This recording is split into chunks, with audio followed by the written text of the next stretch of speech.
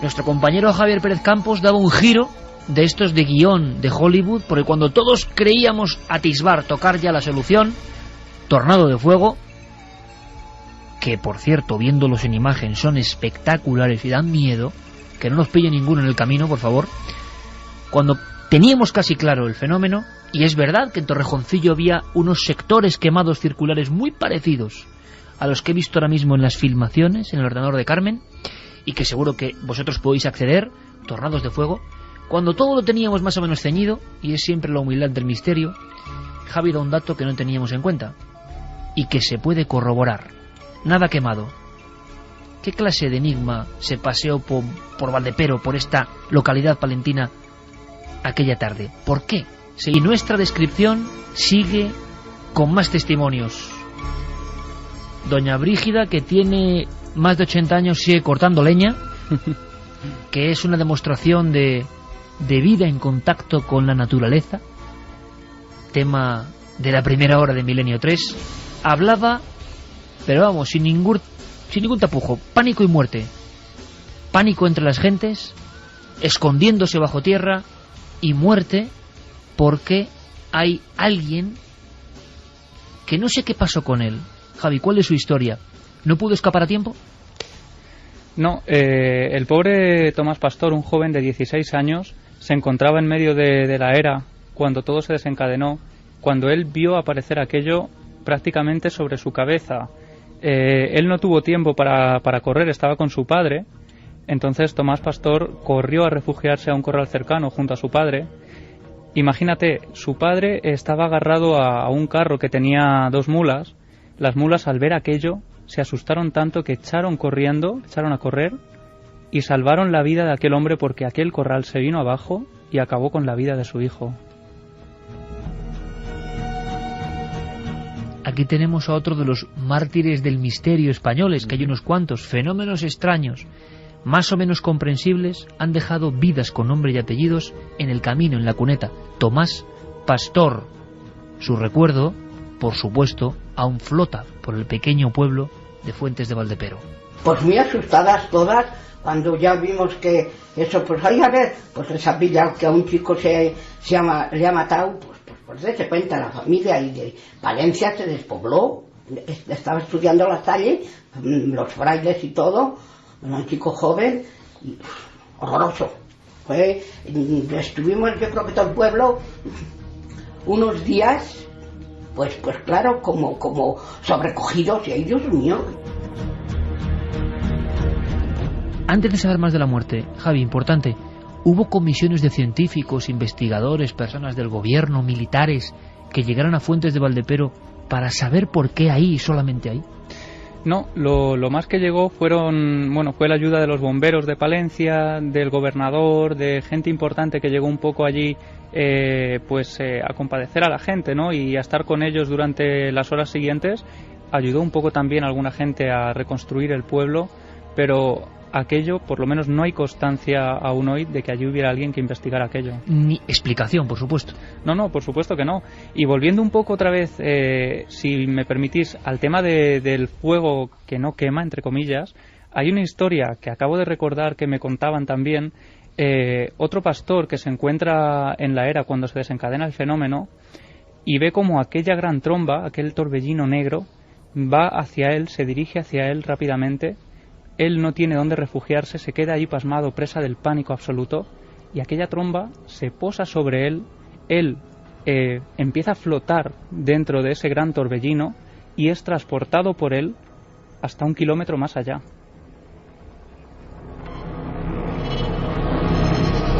Que entra dentro de la posible lógica de un fenómeno que ha logrado arrancar una fuerza importante de aire capaz de transportar, claro, vigas, casas, personas. Ahora, salir con vida.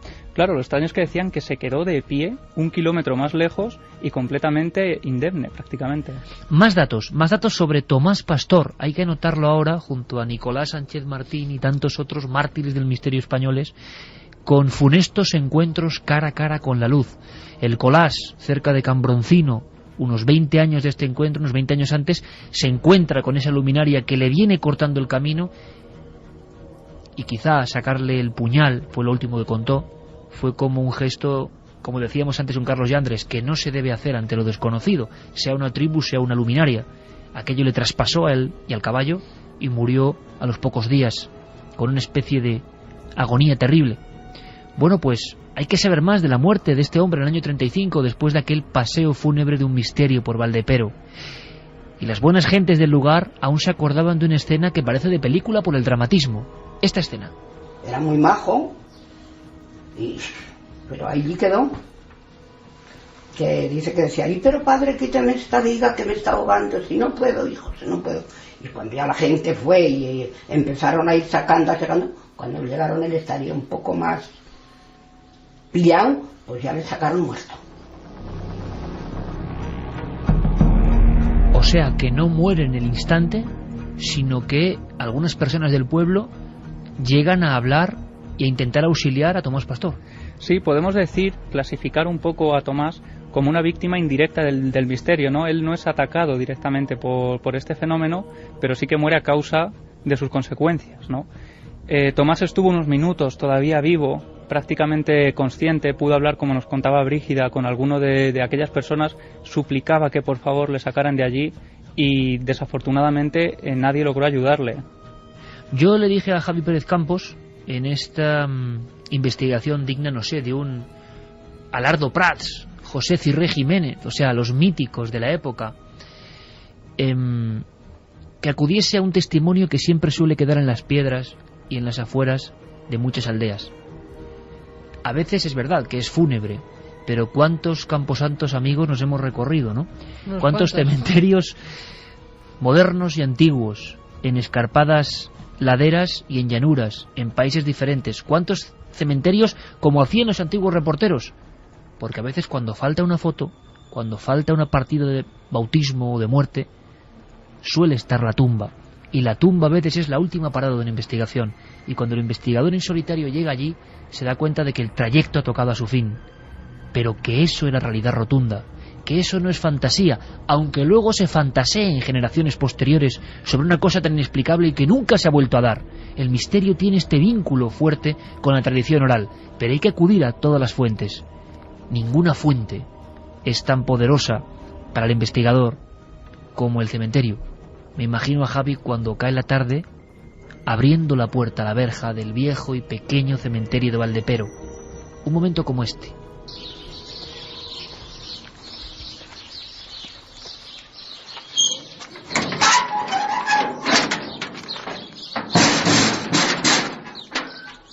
Abres la puerta, se oyen los pájaros.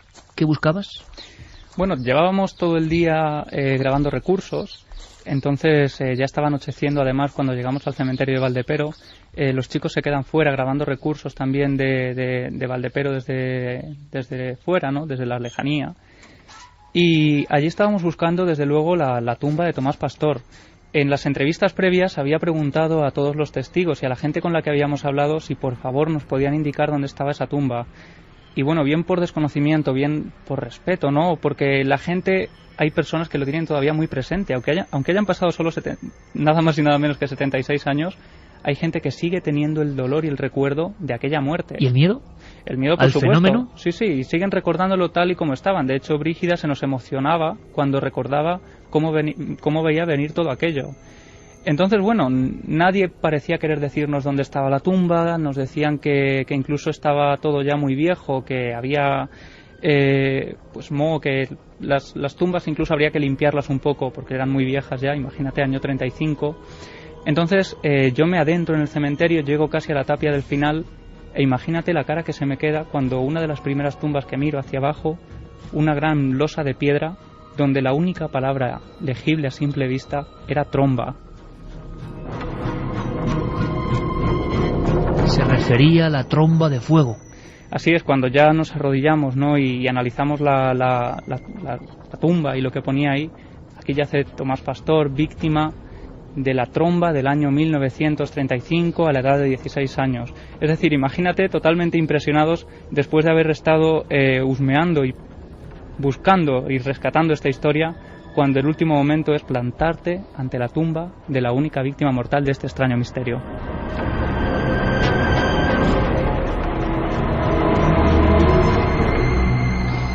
Se preguntaba Eusterio Alario, otro de los grandes reporteros de la época, en el año 35. Esta ha sido la tragedia, horrible tragedia de un pueblo labriego que vivía feliz. El misterio llegó hasta este lugar. Dice, pero flota un ambiente de incertidumbre y de pesimismo por el futuro. Algunos aseguran que ¿cómo amanecerá? ¿Cómo será la noche? ¿Y dónde nos recogerán para descansar? El reportero había llegado justo después del incidente. Estaba viendo todavía las ruinas casi candentes, piedra a piedra, por el rozamiento al caerse.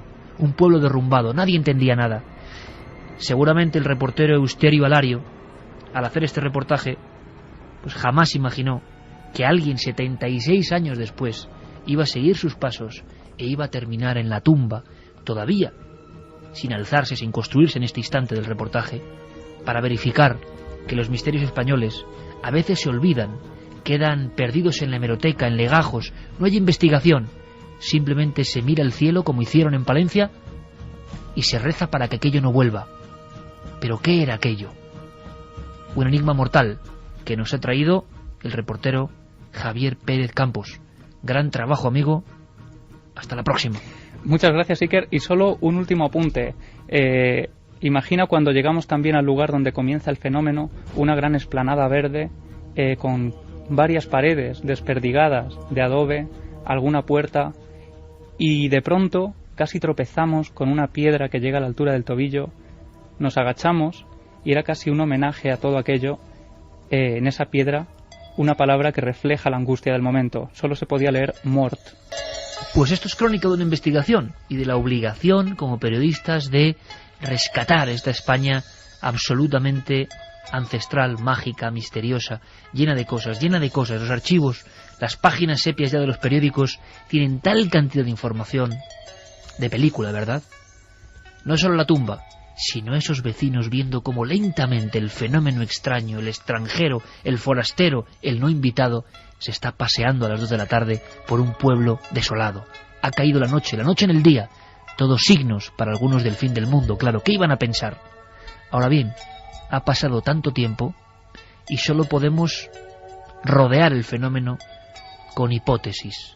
Solo él, solo el origen, solo el epicentro de este misterio sabe quién era y por qué llevó la desolación a un pequeño pueblo de Palencia que, eso sí, ha sabido levantarse y vivir feliz, pero siempre con ese recuerdo. No todo es lo que parece. Milenio 3, Cadena SER, Iker. Jordan nos dice, creo que para saber si fue un tornado habría que investigar si se produjo un incendio forestal, que es la base de estos tornados. Aparte de que es muy extraño porque los tornados de fuego se consumen rápido. Por cierto, Javi, ¿hubo algún incendio forestal que se sepa en ese momento para generar el fenómeno?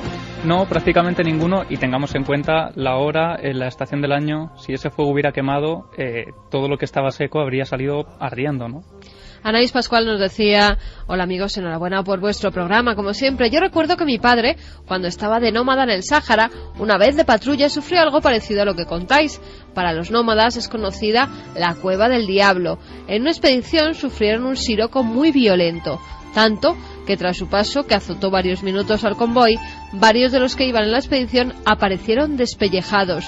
Todos hablaron del fuego que salió de la Cueva del Diablo. Puede que la arena azotase con más fuerza, pero sinceramente hace mucho que mi padre no comenta nada acerca de este tema. La cueva es casi un tabú. Todos dicen que allí, además de murciélagos, había algo más, una huella de un pie inmenso, de gigante, y una sensación de desazón incomparable. ¡Qué maravillosa historia en tan solo unas pocas líneas! Maxi dice que es de Gerena y que lo del toro calcinado de la Calera, posiblemente por un ovni, se sabía en todo el pueblo, pero desangrado por un ciclón. Por cierto que hay muchas novedades, esto de los blogs como que florece, bueno, blogs o espacios, ¿no? Dentro de otros espacios, por ejemplo en nuestra web damos paso a un blog que se ha hecho mítico y mucha gente sigue con si es verdad o no es verdad, creo que es verdad, y con miles de visitas, el blog tuyo, Carmen, el de la nave de la moda, que está ahí y podéis acceder a él a través de ikergenes.com. Los que vayan a la página, buscando la página y sus contenidos, lo que hace Guillermo León, todo perfectamente ahí filtrado, colocado, noticias, de repente no solo la página o este blog de Carmen, sino que se han encontrado hoy con una enorme sorpresa. De alguna forma el gabinete del doctor Camacho y sus noticias insólitas y tóxicas, extrañas y tóxicas, su mundo, su forma de ver las cosas. No puedo añadir más, lo iréis descubriendo. Es verdad que Santi puede sorprendernos con un amigo repentinamente, como la pasada semana, que provocó hilaridad, como es normal, la teoría de aquel hombre furgoneta en ristre que anunciaba por una parte de Estados Unidos que John Lennon había sido acribillado no por David Chapman sino por Stephen King, y defendía vehementemente esa teoría. Claro, esto es tremendo, pero Santi es capaz de pasar de eso a información pura, dura, auténtica de sus conspiraciones. Todo eso es su mundo, pero a veces de pronto surgen documentos reales. Yo siempre tengo que decirle a Santi: oye, Santi, esto es auténtico, de verdad, y tanto. Y volvemos a los archivos del FBI, que están dando mucho que hablar. Claro, estamos en tiempo de lectura, análisis, y van surgiendo cosas. Algunas cosas tienen que ver con personajes muy famosos, con ovnis y también con increíbles explosiones de artilugios en los cielos. Que suene el piano, que llega el tiempo de Santiago Camacho.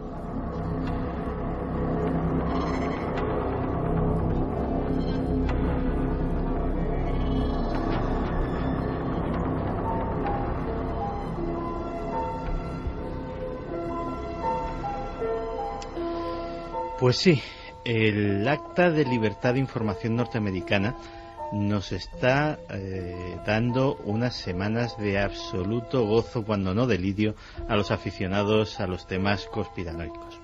Y es que cuando no es esa fantástica web del FBI que nos descubre cosas, son documentos que piden investigadores privados y que arrastran informaciones absolutamente novedosas. Fíjate, cualquier historia que combine los ovnis con el asesinato de John Fitzgerald Kennedy, yo creo que es una auténtica mina de oro para los teóricos de la conspiración. Y eso es justo lo que descubrió William Lester, que era un señor, que es un señor, que está a punto de publicar un libro que no tiene nada que ver con los ovnis ni con lo misterioso. De hecho, se titula Una celebración de la libertad, John F. Kennedy y la nueva frontera. Es uno de tantos tratados académicos sobre la presidencia de Kennedy, y a través del Acta de Libertad de Información, pues digamos que pidió una revisión de qué documentos pues ya estaban disponibles para poder ser desclasificados en cuanto a la correspondencia personal de Kennedy, etcétera, etcétera, y ir completando su libro. Y mira por dónde se encuentra con dos documentos absolutamente desconocidos y que automáticamente tanto a los ufólogos como a los conspiracionistas los han revolucionado de manera completa. Imagínate una nota de alto secreto escrita el 12 de noviembre de 1963 en la que el presidente Kennedy ordenaba al director de la CIA la entrega de todos los expedientes relativos a los ovnis y tener una ronda de conversaciones con él y con otros directivos de la agencia sobre el tema en el siguiente mes de febrero. Esto es, Santi, permíteme, para que todo el público lo entienda, poquísimos días antes de su muerte. 10 días antes, exactamente. Claro, automáticamente los más suspicaces han hilado las dos cosas. Dice, bueno, Kennedy pide esos documentos, 10 días después lo matan, a ver si... Yo, ahí va mi opinión personal, yo creo que no. Es decir, una operación, tanto si hubiese sido si el asesinato de Kennedy, como muchos creemos, es fruto de una conspiración, una operación de ese calibre no se monta en 10 días. Es decir, las razones tuvieron que ser otras, y esto es sencillamente una coincidencia. Pero sí que nos habla de ese interés del presidente Kennedy por ese asunto.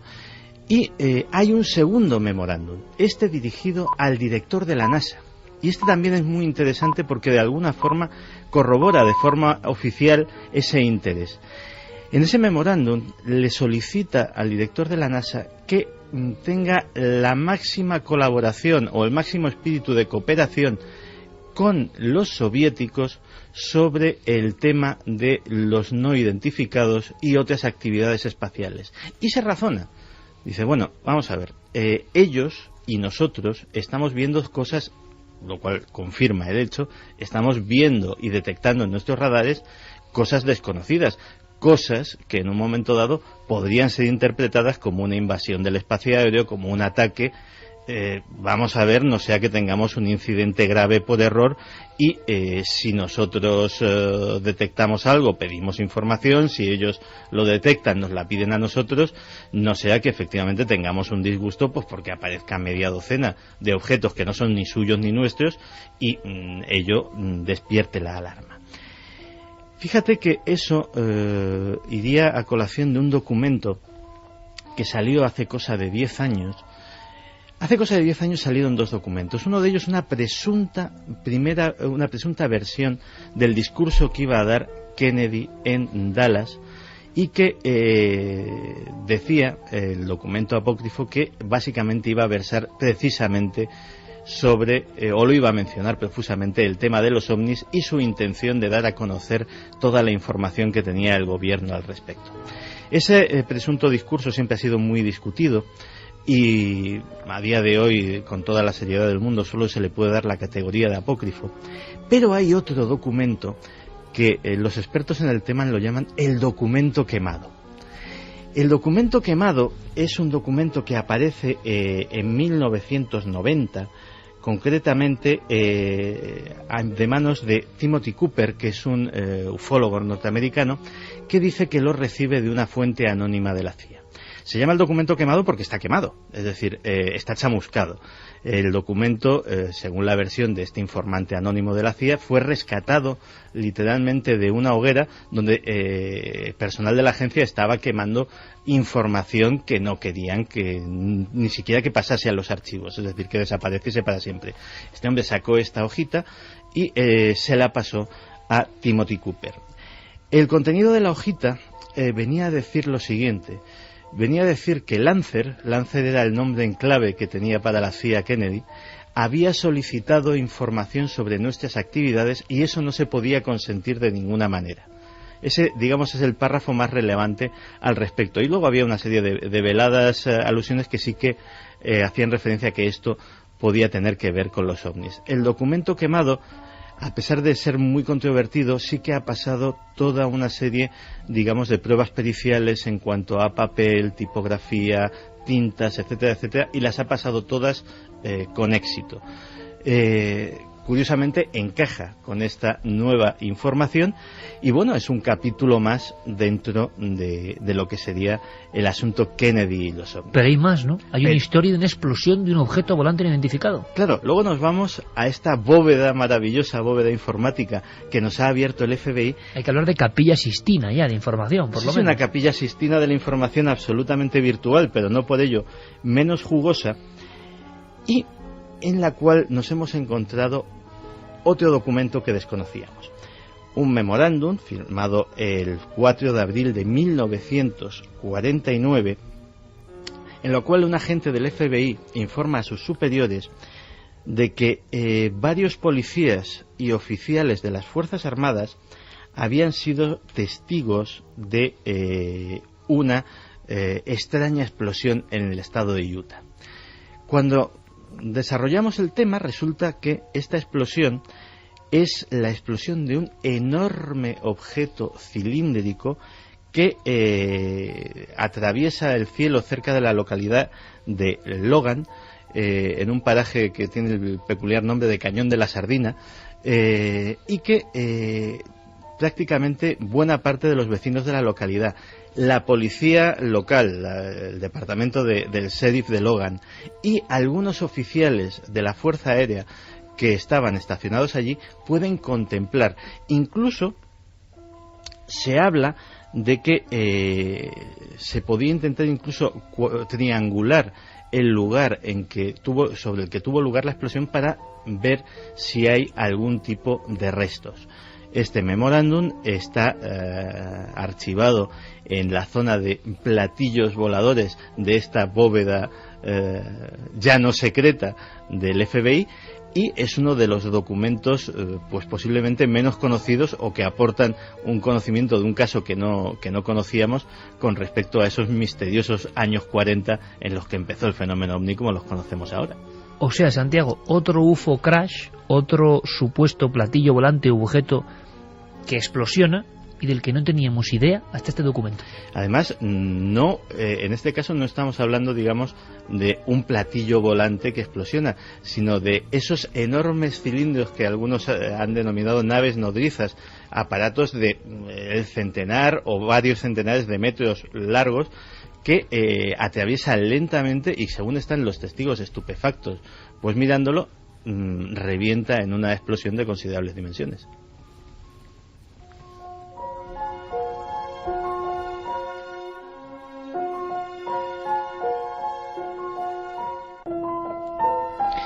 Bueno, pues la CIA sigue arrojando información que es muy interesante, que está siendo analizada y, por supuesto, Santiago siempre dará buena cuenta de ello. Es raro un detalle, Santi. Antes de hablar de un tema ahora que da bastante miedo, hay unas imágenes tremendas de una niña encadenada. Vamos a viajar a Perú.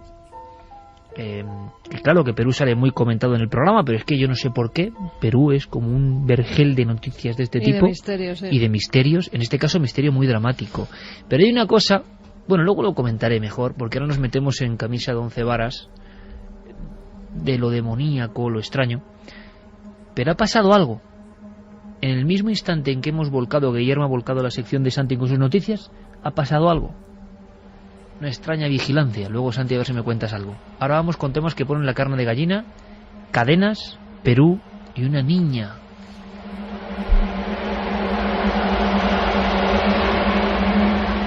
Creo que incluso hay sonidos que podían ser el inicio de esta historia absolutamente terrorífica. Bueno, pues si quieres pasamos a escuchar a esta niña de 16 años. Se llama Blanca Giovanna y vive en la ciudad de Jaén, en Perú.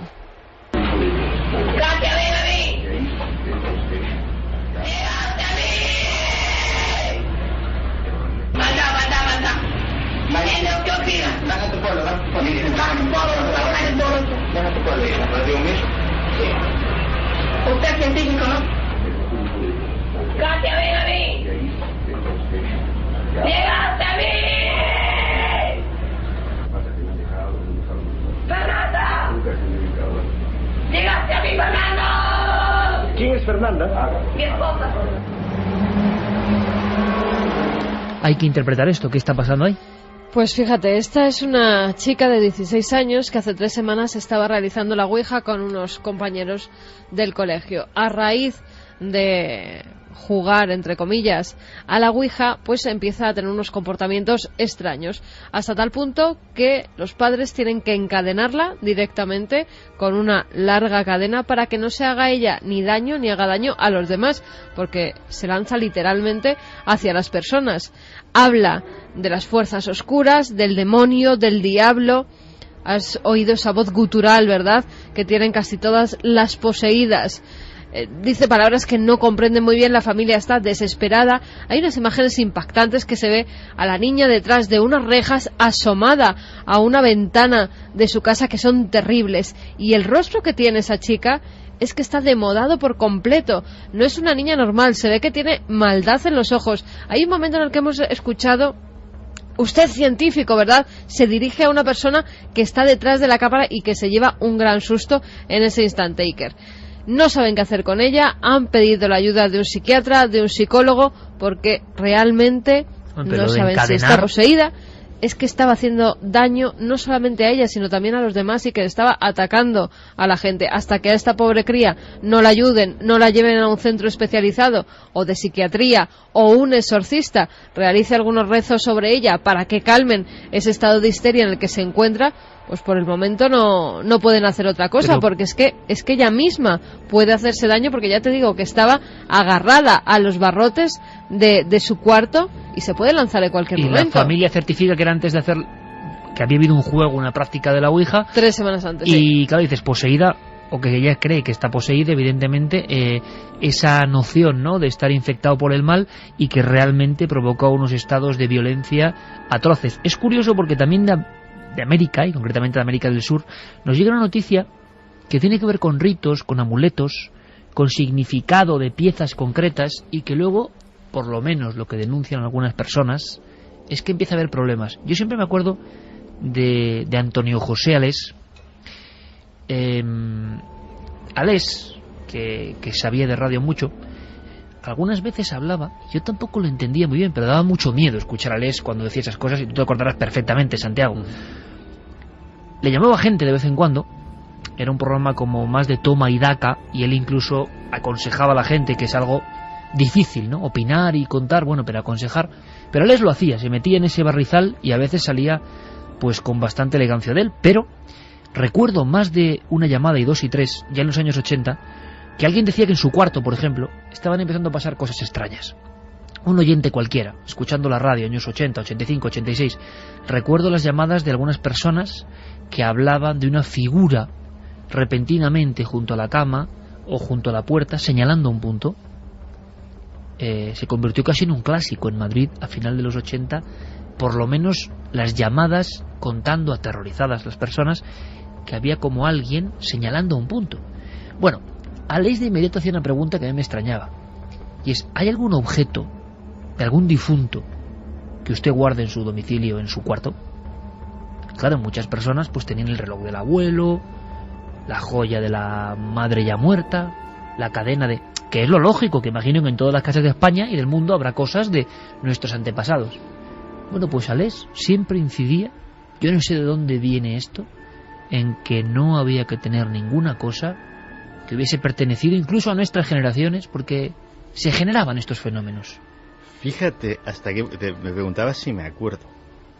Te voy a comentar una... Tú también lo pasaste mal aquella noche. No, o sea, no solo me acuerdo personalmente, sino que te voy a hacer una pequeña confesión personal. Yo, como todo el mundo, tengo objetos, concretamente sobre todo de mi abuelo, que era un hombre al que quería muchísimo. Pero me acuerdo de aquellas historias de Alés. Están en el trastero, varios pisos por debajo de mi casa. Desde aquella emisión. Era grande Alés, para generar esto, desde luego.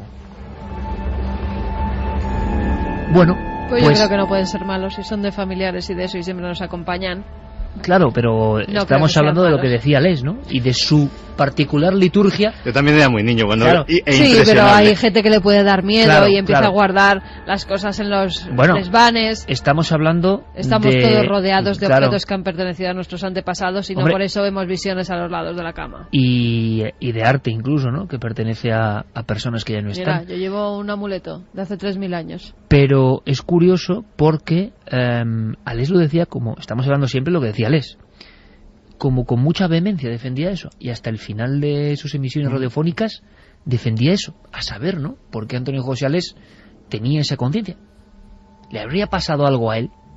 Pues no lo sé, pero lo cierto es que en América hay muchos ritos de mantener ya no amuletos, collares, anillos, sino cosas un poco más tenebrosas. Huesos. Claro, y ahora hay gente que se está quejando de que pasan cosas. En Ecuador, al parecer hay una tradición, pues de que si te vas por un camposanto y encuentras huesos, esos huesos han ido en tu busca, y entonces como que te los tienes que llevar a casa para que te protejan, para que protejan el hogar, para que protejan a la familia. No solo eso, hay mucha gente que incluso cuando sus familiares ya ha pasado un tiempo, pues desentierran al familiar y se llevan pequeños huesecitos para tenerlos en altares en sus casas.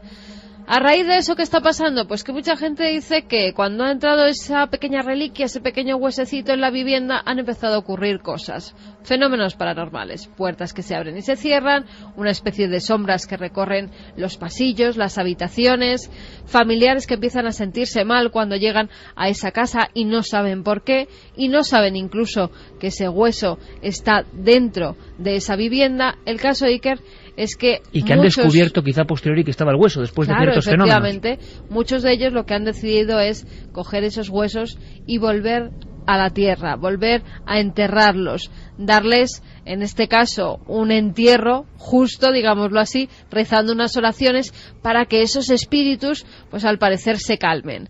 Pero recordemos también que desde la Edad Media, pues las reliquias de santos han estado por todas las iglesias y por muchas casas, por muchas viviendas. Era muy normal tener esos relicarios en los que había pequeños huesecitos de santos, ¿verdad? Pero ¿y qué ha pasado? Que en Ecuador, en diferentes ciudades, ha habido personas que han denunciado lo mismo. Sí, que han denunciado lo mismo, que a raíz de tener esos restos de familiares, huesos sobre todo, en sus viviendas, que lo cogían como un amuleto para proteger a las familias, para proteger las casas, incluso lo tenían a la entrada de las puertas, en pequeños altares en las habitaciones, con estampitas. Era como algo en lo que tú crees y rezas, y a raíz de eso pues han empezado a pasar cosas extrañas. No sabían por qué, hasta que, bueno, cuando han enterrado los huesos, pues todo ha vuelto a la calma.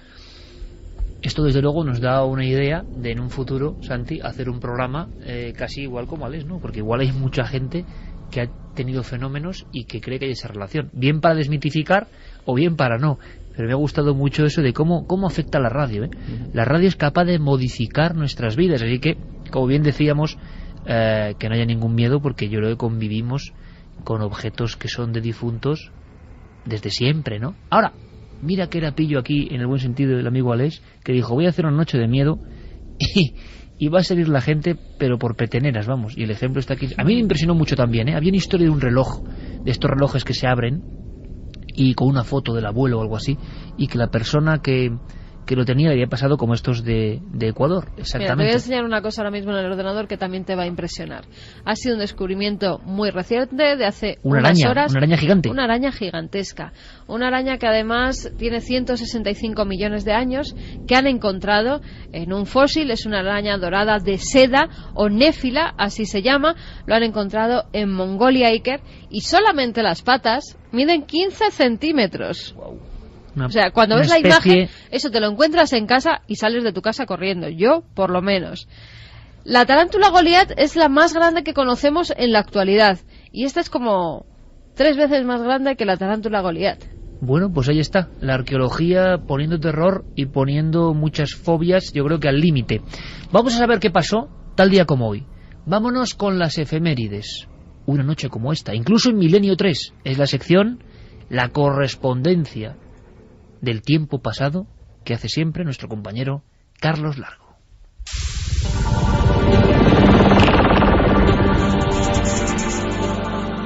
...24 de abril de 1964... el policía Loni Zamora informa del avistamiento de un extraño objeto en Nuevo México.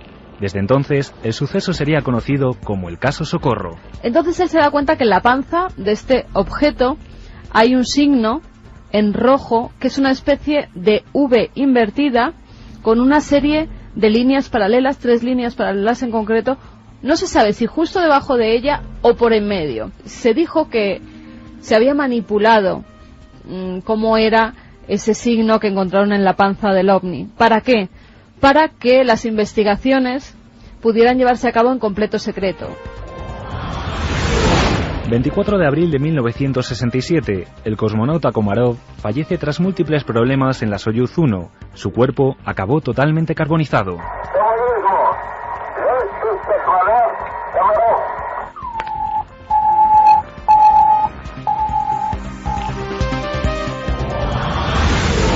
24 de abril de 2001. Se prohíbe en la Unión Europea la utilización de harinas cárnicas para alimentar al ganado.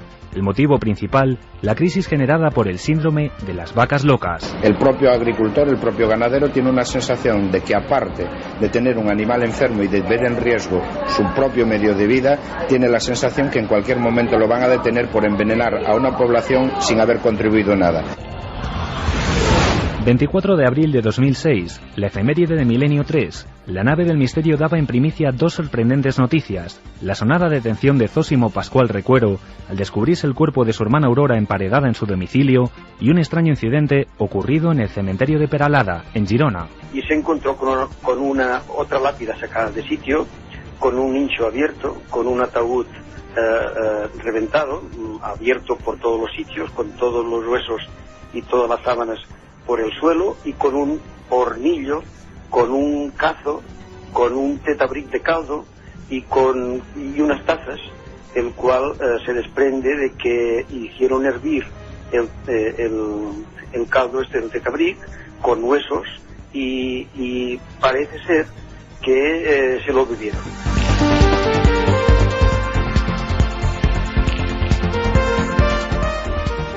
Historias de nuestra propia historia incluso, ya lo decía. Vaya casos, vaya incidentes. Por cierto, hay uno que realmente parece también anacrónico, digno de la crónica de Carlos Largo. Decían que el último bandolero, si no recuerdo mal, si mi memoria ya un poco encasquillada no me falla, era Pasos Largos, ¿no? El bandolero aquel de la serranía. Ahora dicen que hay otro, que ha habido otro. Antonio Manuel Sánchez Corral, así se llama. Buen nombre. 40 años. Sánchez Corral. Le llaman el lute de la serranía, porque dicen que este hombre que es terrible. Vivía oculto, además, fíjate la zona que está muy de moda por el Corazón, el Bosque, Ubrique, bueno, pues por toda esa zona, bueno, ¿no? entonces ya empiezo a entenderlo. Si vivía por la zona de Ubrique. El Jesulinas, la Coles, bueno, Sí. y en medio este tipo. Este tipo Bueno. que al parecer tenía 2 tiendas de campaña, tenía 8 perros alrededor de esas tiendas de campaña, a los cuales tenía entrenados por si se acercaba alguien que atacaran. Pero no solo eso. Tenía medio secuestrada a una niña de 14 años que decía que era su mujer. Y además se dedicaba a plantar marihuana, Angelito. que fumaba y que además pues vendía, hacía trapicheos con la marihuana que plantaba. Las tiendas de campaña las iban moviendo para que no le pillaran, a veces se escondía en cuevas y también senderista o pastor que veía lo atracaba. Madre mía. ¿y Cuando este no es- iban por ahí senderistas, pues se bajaba, por ejemplo, la gasolina del Bosque y también la atacaba. Pero vamos a ver, aquello, como decía Fernández Girbal, ¿no? Historia de los bandoleros españoles, o de los bandidos españoles, había como una mítica, ¿no? Ahora ves esto de las tiendas de campaña, la marihuana y no sé qué, y no sé, se desmenuza, se cae. El bandolero porrero. Es la cultura del low cost que ha llegado al bandolerismo. Esto ya no es lo que era. Absolutamente Bueno, deprimente. pues no, en serio, le han pillado porque tiene varios delitos, ya hizo otras cosas por las que estuvo condenado en Oviedo, al parecer estaba prófugo de la justicia y al final le han pillado casi con las manos en la masa. ¿Qué dirían Tragabuches, el Pernales y todos los míticos, no? Se echarían las manos a río. Ahora mensajes.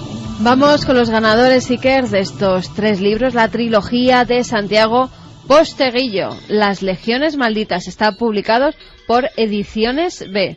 Ya digo, van a tener lectura para rato, Para 5 o ¿eh? 6 años, sí. Ahí está. Uno es para Sergio de Madrid, que nos decía: formo parte de ese 40% que estaría dispuesto a vivir en una tribu perdida, desligarte de ataduras tecnológicas, necesidades prefabricadas y egoísmos maniqueos suponen un paso vital muy interesante. Además, el poder acceder a un universo de conocimiento olvidado por la civilización moderna me resulta muy atractivo. Eso sí, con billete de vuelta, por si acaso. Mira, nos han escrito ya con cosas de amuletos. Juan José Aragón Pérez, que tiene un reloj de su padre que lleva puesto en la muñeca y que cuando lo encontraron muerto, pues desde entonces lo tiene, que todo lo contrario, que le tiene un apego y un cariño especial y que siente que él sigue estando con él Pues de genial. otra manera. Genial. En Carni de Lucena, que ha escuchado lo mismo pero con objetos comprados de segunda mano, que no sabes a qué han pertenecido y que el alma del difunto puede estar unidos a ellos. Oye, pues en casa habrá 15.000 libros de segunda mano, o sea que Bueno, pues tenemos a todos los investigadores del misterio pululando por nuestras no bibliotecas. está mal, no está mal. No está mal, no. Nos decía Antonio de Granada también que conoce una familia, testigos de Jehová, que ante una mala racha en la que el negocio les iba mal, la madre estuvo muy enferma, mientras estaba en el hospital el hijo menor incendió la vivienda y estuvo a punto de quemarse. Atribuyeron tal maleficio a una imitación de la Torre de Pisa, un edificio religioso de la religión pagana, según ellos. La tiraron y enseguida el seguro les pagó la reforma de la vivienda, el negocio remontó, la madre mejoró su salud. O sea, que otro objeto que daba Curioso. mala suerte.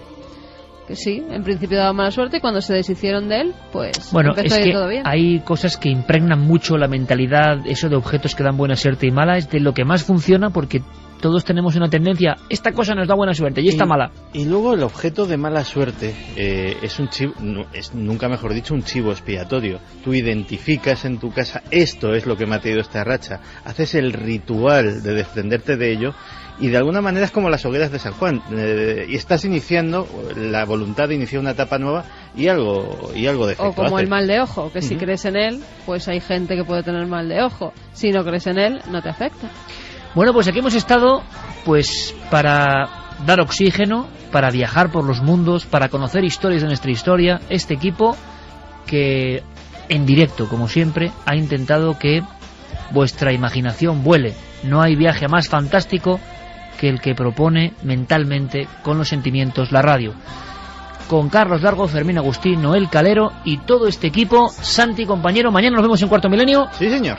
Por cierto, mañana con imágenes, detrás de la imagen, una historia tremenda. Mañana vamos antes. Sí.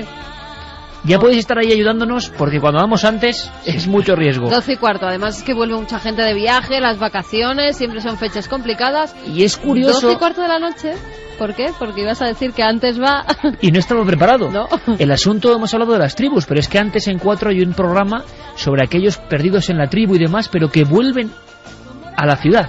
Es decir, los nativos de esas culturas es muy divertido, vienen a vivir en nuestro mundo. Yo ya he visto algunas Es imágenes, curioso lo que hemos hablado. muy divertido. Claro, es curioso que hemos estado hablando de esa conexión de mundos, ¿no? Os esperamos mañana sobre las 12:15 para que este viaje semanal que hacemos con la radio y la televisión prosiga con un único sentido, que en estos tiempos tan apretados, tan angustiados para muchos, haya un poco de alegría y de esperanza, de imaginación y de búsqueda. Y que la alegría para toda la gente que lo está pasando mal. Muchos, y me ha extrañado, me han escrito esta noche y son diferentes teléfonos abandonados por sus parejas en el mismo día. Mucho ánimos para ellos, seguro, sí, además bueno. es raro, pues mucho ánimo para ellos que lo están pasando bastante mal. Alegría, que escuchen esta canción, que se la pongan por la mañana, Bueno, seguro mucha que les fuerza. ayuda. Y la próxima semana tenemos una cita. Estoy seguro, y dedico este programa, lo dedicamos, Carmen, a todos los amigos camioneros, a todos los amigos de la rosca, a todos los taxistas, a todos los transportistas, a toda la gente que ahora mismo circula a 4 ruedas. Hay todo un universo que íbamos a intentar diseccionar, paso a paso. Encuentros con seres, figuras detenidas en el arcén. No hablamos de los típicos casos de chica de la curva, no, sino de otra cosa. ¿Habéis oído hablar de esas historias de una densa niebla y de repente el vehículo aparece en otro punto muy lejano?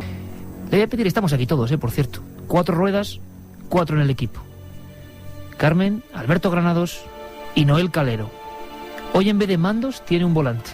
Hoy nos metemos todos en situación. El equipo de producción de la cadena SER ha vuelto a las andadas, en el buen sentido. Tenemos dramatización. Luego vamos a intentar conocer la verdad de esta historia. Yo, por supuesto, como siempre, he recreado y dramatizado. Hemos cogido quizá el peor de los casos. Puede ser. Hace un tiempo investigué en un libro que se llamó La Noche del Miedo unos sucesos ocurridos en un punto concreto del Nacional 5, a su paso por la base de Talavera la Real. Con todos los testimonios que recogí, con fragmentos de uno, ideas de otro, hemos intentado componer la biografía de un personaje que allí conocen como la Portuguesa. Hay quien habla de una mujer atropellada. Hay quien habla de una visión de una especie de mendiga con un niño en brazos que se cruza en mitad del camino. ¿Habéis oído hablar de estas historias? Carmen, antes de escuchar la dramatización, de meternos en 12 minutos de auténtica tensión, abrimos líneas. Claro que sí, que hay líneas abiertas en esa vía de contacto 7640, palabra clave Milenio, espacio y como siempre lo que queráis. Además, sí que hay mucha gente que en estas fechas está viajando en estas carreteras por la noche para reunirse con su familia mañana, ya hoy, que es el día de Nochebuena. Todas esas personas que van, que pongan el oído, que lo agudicen y que se metan en la historia, en esta terrible historia ocurrida en una carretera como las que ahora van circulando. Bueno, además, no es difícil quedarse con esta historia. En ese punto kilométrico se habla de eso, de una figura, de un accidente, de la repetición sistemática de la misma presencia. Y también hablan de militares que vieron algo, de algunos que incluso dejaron una carta escrita y se pegaron un tiro en la boca después de estar obsesionados con esta aparición. Noche de invierno, noche como la de hoy.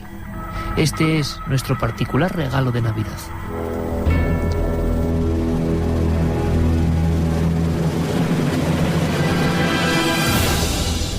¿Has visto eso? ¿Qué? ¿Qué ha pasado? ¿Qué pasa, Antonio? Mujer, ¿no te has dado cuenta?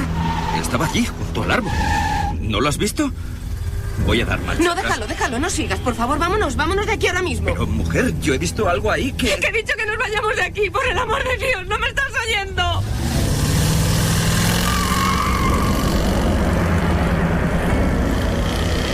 Aquel matrimonio, regresando de sus vacaciones, circulaba por la vieja Nacional 5. Eran ya cerca de las 3 de la madrugada, y ambos, aunque solo fuera por una fracción de segundo, habían visto lo mismo.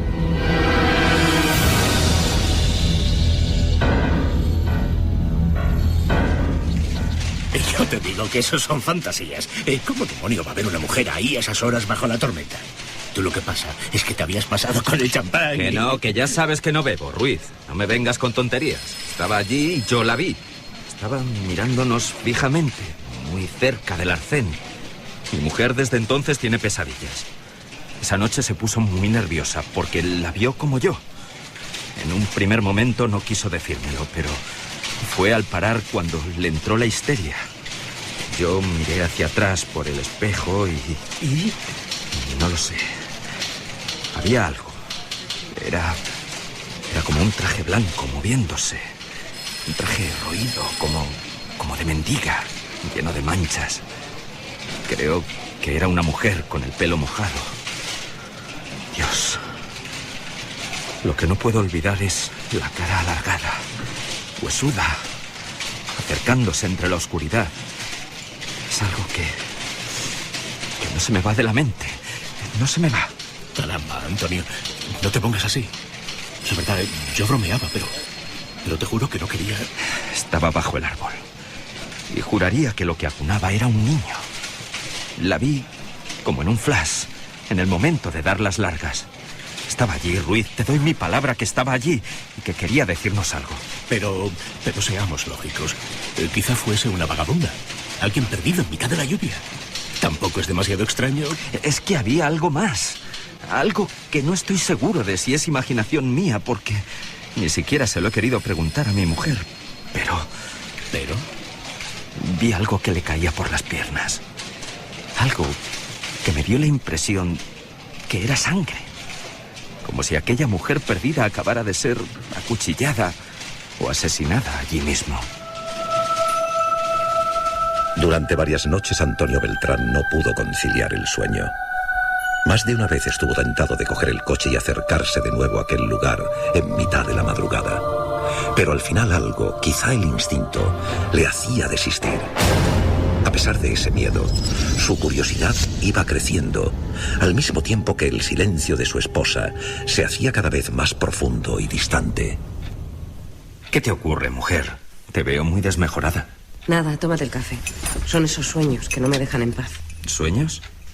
¿Y qué es lo que sueñas, querida? Tú también lo haces. Me he despertado varias noches y te he visto hablando solo. Es como si los dos estuviésemos soñando lo mismo desde aquella noche. Por favor, basta ya de seguir con esa historia. Lo que vimos fue un simple reflejo. Mira, he leído en un libro que los científicos tienen una explicación para estos efectos. La lluvia, los faros del coche y el asfalto producen una especie de... Lo que tú digas. Me vuelvo a la cama. La necesidad de saber quién era aquella extraña mujer y qué hacía allí crecía cada vez más en el interior de Antonio Beltrán. Al mismo tiempo era consciente de que casi todas las noches algo se cruzaba en sus sueños, una y otra vez, con gran definición. Era sangre, viscosa sangre humana, chorreando en un reguero carretera abajo, hasta humedecer la tapia blanca. No te negaré, querido amigo, que más de uno de los soldados han visto lo mismo que tú. ¿Pero exactamente en el mismo sitio? Junto a la vieja tapia, bajo el árbol, allí mismo. El despacho del sargento Arias era austero y viejo. Desde la ventana podía verse la carretera y el punto exacto del que estaban hablando. La amistad forjada desde hacía más de 30 años y los rumores que circulaban por una ciudad como Badajoz habían llevado a Antonio hasta allí. ¿Y es verdad lo que cuentan del soldado aquel que una noche... Tan cierto como este informe. Ahí lo tienes.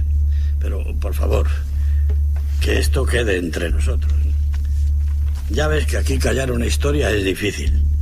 Te aseguro que me expedientarían si cuentas esto a alguien o se entera algún superior. Todo el mundo guarda silencio sobre la portuguesa. Pero en estas hojas aparecen más testigos. ¡Santo cielo! Toda esta gente la ha visto desde que aquel chico... por cierto, has dicho la portuguesa. Aquí se cuenta una historia muy antigua, quizá de los años 40, de una mendiga que fue atropellada justo ahí. No se encontró el cuerpo ni al culpable. Pero parece que una mujer embarazada no fue socorrida y quedó allí desangrándose con el bebé en las entrañas durante toda la noche. Una noche de tormenta. Eso dicen, una noche de perros. Y desde entonces, toda esa gente que aparece en estos informes ha venido a la base a denunciarnos lo mismo, la misma aparición. Bueno, sobra decirte que todo esto se guarda en ese mismo cajón y de aquí ya no sale. ¿Y esta foto? Dios, ¿esto qué es? Para Antonio fue un gran impacto encontrarse con aquella imagen de una cabeza destrozada, como si fuese una sandía reventada contra el asfalto. La fotografía en blanco y negro, adjunta al grueso expediente, mostraba además el cañón de un fusil que se asomaba como una sombra. José Mateo Cano, 20 años, suicidio. Un tiro en la boca en esa garita que ves ahí. Pegada a la carretera y al árbol. El rincón de la Portuguesa, para hablar claro. Sus compañeros nos confesaron que andaba muy nervioso siempre cuando le tocaba hacer guardia allí. A alguno le había hablado de un sonido como una risa que poco a poco se hacía más audible y que salía desde los arbustos del otro lado de la carretera. Al parecer, una de esas noches, llegó a ver la figura de la mujer, con el traje manchado y como flotando, una mujer mayor con una sonrisa, algo que iba avanzando en su dirección. Así hasta que se descerrajó un tiro en la boca. Ahí lo ves perfectamente. Y lo grave es que no ha sido él. Desde el mismo momento en que se construyó esta instalación militar, ha habido gente que la ha visto. Una noche de hace un par de años, 3 soldados abrieron fuego contra una figura que avanzaba en la oscuridad. Y justo antes de aparecerse, también habían escuchado un misterioso sonido, como un llanto.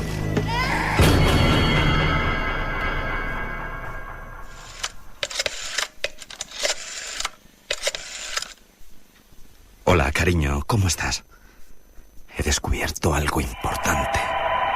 Aquella noche Antonio llamó a su mujer consciente de que había llegado el momento de regresar al punto donde se habían encontrado con el misterio. Ella, llorando, se negó e insistió en que no lo hiciera, como si tuviera un terrible presentimiento. Pero la determinación de aquel hombre ya era total.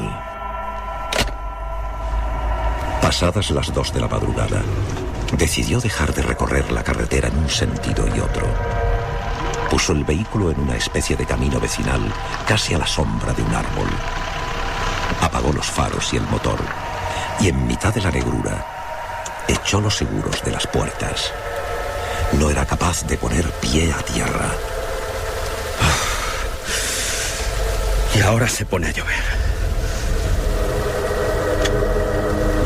Dieron las 3 de la madrugada y, aferrado a la cámara de fotos que sostenía entre las manos, con el fin de demostrar que lo que había visto era real, siguió vigilando cada palmo de terreno con los ojos muy abiertos y casi pegados al parabrisas. El viejo árbol sin hojas, la tapia, el arcén. ¿Qué es esto? Parece un niño. Encendió las luces estremecido. Había sentido algo después de escuchar esa voz. ¿Qué está pasando? Al dar las largas y enfocar el viejo muro, se dio cuenta de algo muy extraño. En la parte inferior estaba surgiendo algo parecido a una mancha, una oscuridad, una sombra húmeda que poco a poco se iba haciendo más grande. Y entonces las tenazas del miedo, del más profundo terror, le hicieron arrancar el coche. ¡Arranca! ¡Arranca! Era inútil. El motor estaba completamente ahogado y él a punto del colapso. Empujó la puerta con todas sus fuerzas para salir, como si algo interno le dijese que tenía que alejarse a toda costa de allí. Lo intentó varias veces, pero... ¡Ábrete! ¡Ábrete, maldito! ¡Ábrete! Fue entonces al mirar por el rabillo del ojo, cuando sintió un frío subiendo por cada uno de los huesos de su columna. Fue entonces cuando se quedó rígido como una estatua. Notó una respiración helada en su nuca.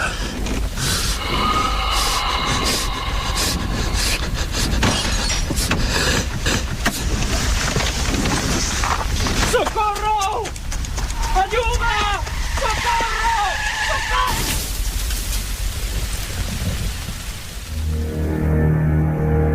Antonio Beltrán vio algo antes de morir atropellado en mitad de la vieja carretera nacional. Algo en el asiento de atrás de su propio vehículo. Algo que sobre las 3 de la madrugada de aquella lluviosa noche de 1978 había entrado en el coche sin abrir las puertas, que estaban cerradas con seguro. Algo que muchos llamaban la portuguesa.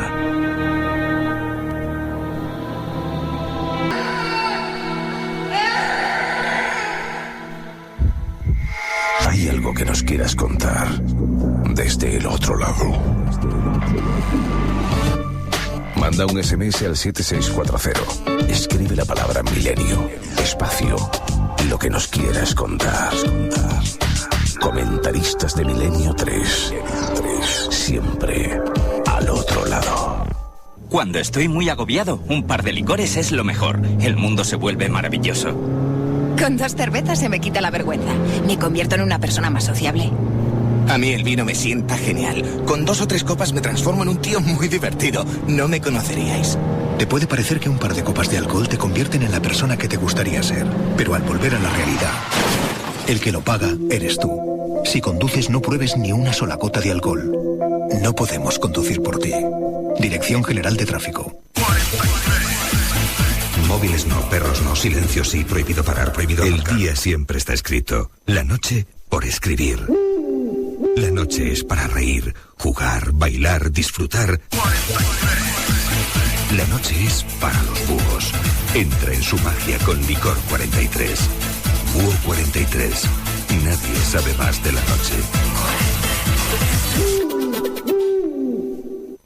El demonio, un personaje fruto de las creencias religiosas. ¿Una figura producto del miedo y la superstición de una época oscura ya pasada? La respuesta es no. En La Iglesia y sus demonios, la periodista Carmen Porter demuestra que esta figura y su halo de maldad están más vivos que nunca. Editorial Edad presenta La Iglesia y sus demonios de Carmen Porter, una obra que les sobrecogerá.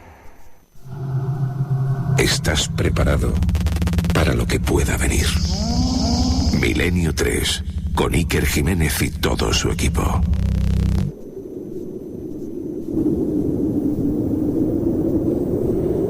Y vamos ya con los mensajes que nos llegan a través de esa vía de contacto, el 7640, palabra clave milenio, espacio y como siempre lo que queráis. Juanjo desde Valencia nos dice: qué oportuno programa. Yo sí he tenido la visión de una figura en el asiento de atrás. Antiguamente en el norte de Europa enterraban a los suicidas en los cruces de caminos con las cabezas cortadas. Pasad una feliz Navidad, Mon. Hola Iker, soy Adolfo y a estas horas voy camino de Córdoba y salgo de Figueres. Te estoy escuchando atentamente. Y viajo solo. Un abrazo. Soy transportista repartidor de prensa. Hago la zona de Campo Real, Orusco y me tenéis asustado. Besos. Carmen, voy sola en el coche. Por favor, nos dice Lola. ¿Seguro que vas sola, Lola?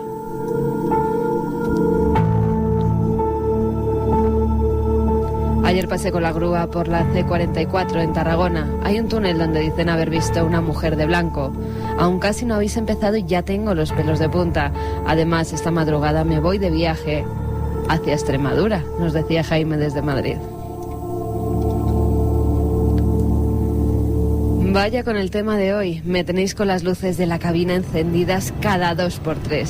Cada vez que paso por el Alto de Itziar en Guipúzcoa, a mi novia y a mí pasamos pánico por el miedo a que se nos aparezca la chica que aparece. Y van desde Donostia. Hola Iker, soy José Antonio. En Jabugo decían que aparecía alguien en la carretera, pero también aparece una niña con traje de comunión. en la ventana de un edificio. Sí, bueno, esa es una historia que se ha ido traspolando de un lugar a otro, la de la visión de una niña de unos 4 o 5 años en mitad de la carretera, y que es una visión que viene desde muy antiguo, o sea, una especie de mito transportado desde antiguas culturas, ¿o no? ¿O ocurre de verdad? Aquí mi sobrina y yo tenemos un canguele impresionante. Felicidades por el programa y para cuándo algo sobre el Montsacro en Asturias. Soy Aarón de Tenerife, estoy circulando por la carretera principal del Teide y ya veo de todo. Blas desde Yecla que nos dice espectacular la dramatización. Felicidades. Bueno, pues si esperéis un poquito, ahora están nuestros compañeros con todo lo que está pasando, con toda la actualidad, las noticias de ahora mismo.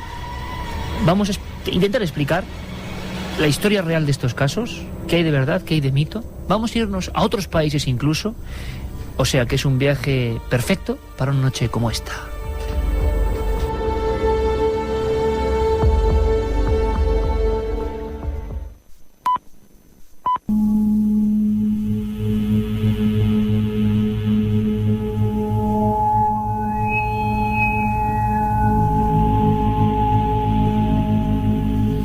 Y 5, regresamos después de la información. Vuelve a cambiar el ambiente. Noel Calero en la nave del misterio, que hoy repetimos, bueno, pues vaga por diversos rincones de España y de todo el mundo, por las carreteras secundarias sobre todo. Nuestro compañero Alberto Granados, que luego nos va a hablar de extraños casos con una densa niebla. ¿Leyenda urbana o realidad?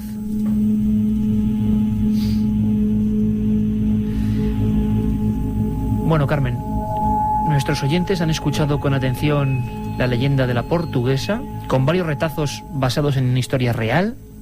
Por cierto, nos están preguntando si pasado mañana, domingo, efectuamos el programa por ser Navidad, y por supuesto que sí, cuarto milenio, además con un tema muy especial, códigos secretos de Jesucristo, código da Vinci, cena secreta, a la hora de siempre. Y también muchas preguntas sobre la colección de Biblioteca del Misterio, que por supuesto que sigue ahí. Y precisamente esta semana creo que está a la venta en los kioscos, junto con un CD, con un programa especial, el libro Encuentros, donde hablamos de un caso como este. Y mañana Nochebuena también estamos aquí, Iker. Mañana Nochebuena vamos a intentar quedar todos los amigos, ¿te parece? Sí. ¿Llamamos a todos? Es una buena noche. ¿A los reporteros fieles? A todos. Venga. Así que mañana, sobre las 12 nos han dicho, ¿no? Nos han citado. De 12 a 2. Bueno, pues la dramatización, la historia de Antonio Beltrán, que por supuesto es una dramatización mía, el guión de este vuestro amigo Iker Jiménez, la dirección de Mariano Revilla y la coordinación técnica de Juan Antonio Merayo y todo el equipo de actores. En el fondo, a veces la realidad supera cualquier ficción, y si no, escuchad a Andrés Herrera, que fue militar, hoy es policía en Badajoz y buen amigo de este programa, y que se encargó desde dentro de la base de Talavera la Real de recopilar algunas historias relativas a ese punto concreto, a esa carretera, a ese lugar donde hemos querido recrear nuestra historia. Le escuchamos. Curiosamente, esta es una de las leyendas que más trabajo me ha costado ir desmembrando, porque había muchas versiones de este relato. Pero básicamente podemos decir que proviene de un presunto accidente de tráfico muy antiguo que hubo en la antigua Nacional Quinta, que pasa justo por las puertas de la base aérea de Talavera.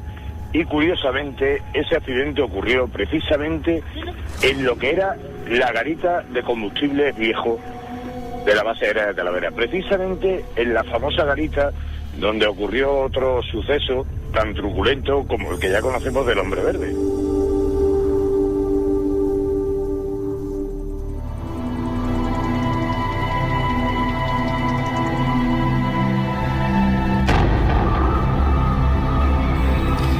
Ahí está el testimonio de Andrés Herrera, un hombre que trabajó, pero vamos, con sudor y con lágrimas, recopilando una información que suele estar siempre secreta, quizá porque, como decía él, ese incidente de la noche del miedo, esos 3 soldados que disparan contra una figura que se aproxima a ellos con brazos en cruz en mitad de la noche, en ese punto concreto del Nacional 5, la antigua Nacional 5, pues motivó una operación de silencio tremenda. Sin embargo, es curioso que el mito, la historia y la leyenda, muchos años antes, se producía exactamente ahí. A veces es singular cómo en algunos sitios se solapan las historias, una detrás de otra y siempre en el mismo sitio. Quizá la clave precisamente está eso, en el sitio. Hay versiones de fuera y versiones de dentro de la base. Hay versiones de personas que han pasado por esa zona de la base aérea de Talavera, de la antigua Nacional Quinta, que va de Madrid a Badajoz, en el sentido de que, bueno, se encontraban con una figura fantasmal, habitualmente vestida de blanco, con una especie de vestido largo hasta los tobillos, sin mucha definición. Eso por lo que respecta a los conductores. Pero por lo que respecta a los soldados de la base, incluso algunos que han llegado incluso a disparar a la figura por puro miedo, y nos consta de forma fehaciente que lo han hecho, esta figura ha llegado incluso a la tapia de la base, digo, a atravesar en sentido literal, desde la carretera hasta el interior de la base, y una vez dentro ha desaparecido. Manda un SMS al 7640. Escribe la palabra milenio, espacio, y lo que nos quieras contar. Comentaristas de Milenio 3. Sabemos que siempre hay alguien al otro lado. 2:10. Siempre en directo. La nave del misterio, por cierto, si estáis circulando por esas carreteras, ante todo por encima del miedo de las historias, de que nos contéis vuestros casos, mucha precaución. Mucha precaución, que estas navidades hay que celebrarlas pues todos juntos. Por cierto que, hablando de eso, de los lugares, ¿por qué los cruces de caminos? Antes un amigo daba una interesante nota un tanto macabra. Los suicidas desde el medievo, enterrados, decapitados en esos cruces de caminos, los cruceiros de la Galicia profunda. Tenemos la suerte de contar con otro buen amigo, que es el antropólogo José Luis Cardero, que ha investigado este asunto y el miedo a los aparecidos, el miedo a la noche, el miedo a los caminos. Había una vez un viejo investigador que me dijo: es la prueba del caminante solitario, y me hacía la siguiente propuesta: ir por un camino de noche y encontrarte con alguien que avanza en la absoluta lejanía. ¿Tú qué haces, Carmen? ¿Te apartas? ¿Te das la vuelta? ¿Te cruzas con él? Es una figura sombría que se aproxima. Me escondo. ¿Ves? Es curioso, porque quizás sea un hombre tan asustado, una mujer, como cualquiera de nosotros, pero el entorno, la noche, el hombre es un ser diurno, hace que nos protejamos con ciertas defensas. Sitios marcados, más que por el misterio, por el miedo. Se lo preguntábamos a él. Esos lugares en donde se aparecen suelen ser lugares que tienen unas características especiales, como tú sabes perfectamente. Es decir, son, por ejemplo, los caminos, son las encrucijadas, o pueden ser, por ejemplo, determinados lugares en donde la tierra confluye con el mar, o la tierra confluye con un río, en pantanos, es decir, en lugares que son que tienen unas características especiales, unas características de límite, ¿no? En los años 70 fueron pródigos en apariciones de este tipo. Los periódicos, las radios e incluso las televisiones empezaron a informar de estos viajes interrumpidos que llenaban de terror a personas que no podían explicarse lo sucedido. En España y Argentina se produjeron algunos de los incidentes más célebres y mejor estudiados.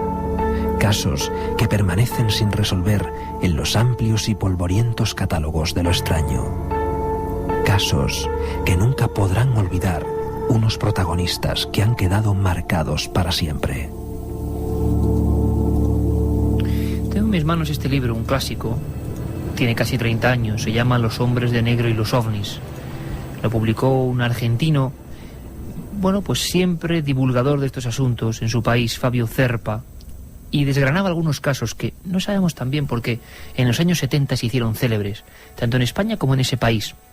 Encuentros en la carretera, podría titularse este programa. Encuentros con lo desconocido. ¿Tienen explicación? ¿Son mitos? ¿O todo depende de cómo lo interpretemos? Del miedo que uno puede sentir dentro de un vehículo. En el fondo dicen los psiquiatras y los psicólogos que el vehículo es como una especie de prolongación de nuestro yo, de nuestro propio hábitat, de nuestro hogar, y nos sentimos también intimidados. Hay un caso que es muy especial, que quiero que conozcáis. Todo un clásico. También ocurrió una noche como estas, y estoy seguro que se sienten muy identificados todos los amigos camioneros que ahora mismo nos escuchan en cualquier ruta. En este caso nos vamos al año 1973. En su día se habló del encuentro cercano mejor estudiado de todos los tiempos. La historia de Dionisio Yanca. El domingo 28 de octubre de 1973, Dionisio Yanca emprendió viaje desde la ciudad en la que vivía, Bahía Blanca, hacia Río Gallegos, ya que debía transportar materiales de construcción con su camión. Hacia las 12:30 de la noche, Yanca se dirige hacia una estación de servicio para llenar el depósito de gasolina y se da cuenta de que la rueda trasera derecha de su camión le falta aire, pero decide seguir y cambiarla más tarde en el camino. 1 hora y media después, y aproximadamente a unos 19 kilómetros de Bahía Blanca, para el camión en el arcén de la carretera para cambiar el neumático. Observó una luz amarillenta a unos 2000 metros de distancia. Pensando que se trataba de otro automóvil, continúa con su tarea. Pero de pronto, esa luz amarilla se detiene justo detrás de él. Dionisio se queda paralizado y siente que alguien le está cogiendo por la espalda. Cuando logra levantarse, ve a 2 hombres y a una mujer pegados a él y observa cómo le agarran 2 dedos y hacen en ellos un corte. A partir de ahí no recuerda nada más, solo que 48 horas después se despertó en el Hospital Municipal de Bahía Blanca. Posteriormente, tras ser sometido a hipnosis y después al suero de la verdad, lo que recuerda es a unos seres descendiendo de una especie de haz de luz compacto. Se le acercan y con una especie de bisturí le hacen una incisión en los dedos. Después lo introducen en una nave. Lo que Yanca describe es a una mujer que le examina. Ve por una especie de mampara el cielo estrellado. También observa cómo unos cables o mangueras flexibles salen de unas compuertas situadas en la parte inferior y van a parar a un poste de alta tensión. Más tarde se comprobaría que efectivamente ese poste aparecía roto en el lugar de los hechos. Observa de nuevo a la mujer, en esta ocasión poniéndose un guante negro con 5 punzones en la parte de la palma y haciéndole una incisión. El corte, efectivamente, aparece en el cuero cabelludo del camionero, que además muestra un hematoma. Transcurrida una media hora, ve que se abren las compuertas y es depositado en tierra mediante el haz de luz en la carretera. Un coche lo traslada y se despierta en el hospital.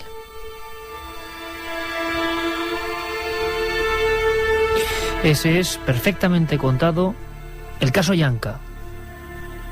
Lo que ocurre es que Dionisio, un camionero, fue casi conejillo de indias de un montón de médicos e investigadores. Es lo de siempre, porque un camionero humilde va a inventarse esta extraña historia que no le reportó ningún beneficio. Lo cierto y verdad es que estas personas que en mitad de cualquier ruta, en un lugar solitario como este, se encuentran con lo extraño, cambian su vida radicalmente. ¿Qué les ha pasado? ¿Han visto esos seres? ¿Esos seres son del espacio exterior? ¿O esos seres son nosotros mismos? Porque hay una versión mucho más inquietante de todo esto. El investigador Jacques Vallée, astrofísico, estudió algunos casos como el del francés Frank Fontaine, también en una carretera, en el cual ocurrieron cosas demasiado raras. También una luz, un destello y no recordar nada. Con el tiempo, un espacio frío parecido al que describe Dionisio Yanca. Y también una serie de manipulaciones. Pero luego las pistas, aunque nunca se pudo descifrar del todo esta historia, es que ese hombre quizá fue secuestrado realmente por miembros de algún servicio de inteligencia que estarían haciendo una especie de estudio, fijaos qué fácil es hacerlo, sobre cómo se comportaría una persona que cree haber sido abducida o secuestrada por seres desconocidos. Pero se hablaba del hombre que investigó este caso, que llevó a este Dionisio Yanca hasta los médicos. Es el primer caso de la historia en que un testigo es tratado a nivel forense con pentotal sódico o suero de la verdad. Y nos lo cuenta él, Fabio Zerpa. Le mostraba los test psicológicos de este hombre que tenía muy escaso nivel de coeficiente mental. No podía inventar todo lo que nos contó a 9 médicos argentinos. Puse a médicos junto conmigo a investigar.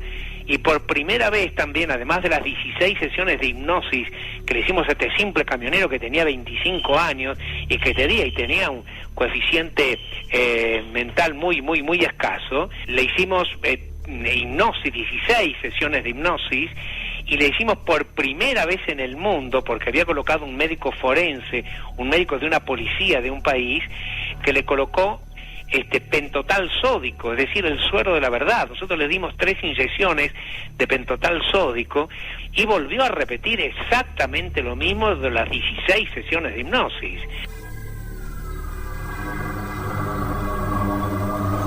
En cualquier lugar, una luz y apenas unos recuerdos. Dionisio Yanca, poco a poco, como ocurre en muchos casos, empieza a interiorizar su propia historia. Y como es lógico, tras ser visitado por médicos, por forenses, y que nadie le dé una explicación a lo que le ha ocurrido, acaba convencido de que es una especie de elegido de seres del cosmos. ¿Quiere decir esto que Dionisio Yanca estaba loco o que se volvió loco después de la historia? Ha ocurrido en muchos casos. La experiencia, el shock es tan fuerte, yo creo que algo ocurre, pero después el criterio se desmembra, se creen cosas de las que no hay pruebas y las personas acaban imbuidas en una especie de psicosis. El propio Zerpa, que llevó a este hombre ante los médicos, que hizo una serie de pruebas, cree que hoy, 32 años después del caso de Bahía Blanca, este hombre ha perdido sus cabales. Con los test psicológicos que teníamos, hicimos electroencefalogramas. Para mí, en este momento y para nosotros, ya no es un buen testigo. ¿Sabe por qué? Porque ahora piensa que es un hombre llamado por los extraterrestres que vinieron a contactarse con él y se siente un poco de Dios. Y ahí es cuando nos equivocamos. La pregunta sería, ¿cuántos de estos hombres y mujeres que se encuentran con lo extraño en cualquier carretera, pues han visto algo realmente? Algo que les ha cambiado la vida y luego no han sabido interpretarlo. Vamos a escuchar ahora qué dicen nuestros amigos en el 7640. Quizá ellos tengan una opinión mucho más cercana a la realidad.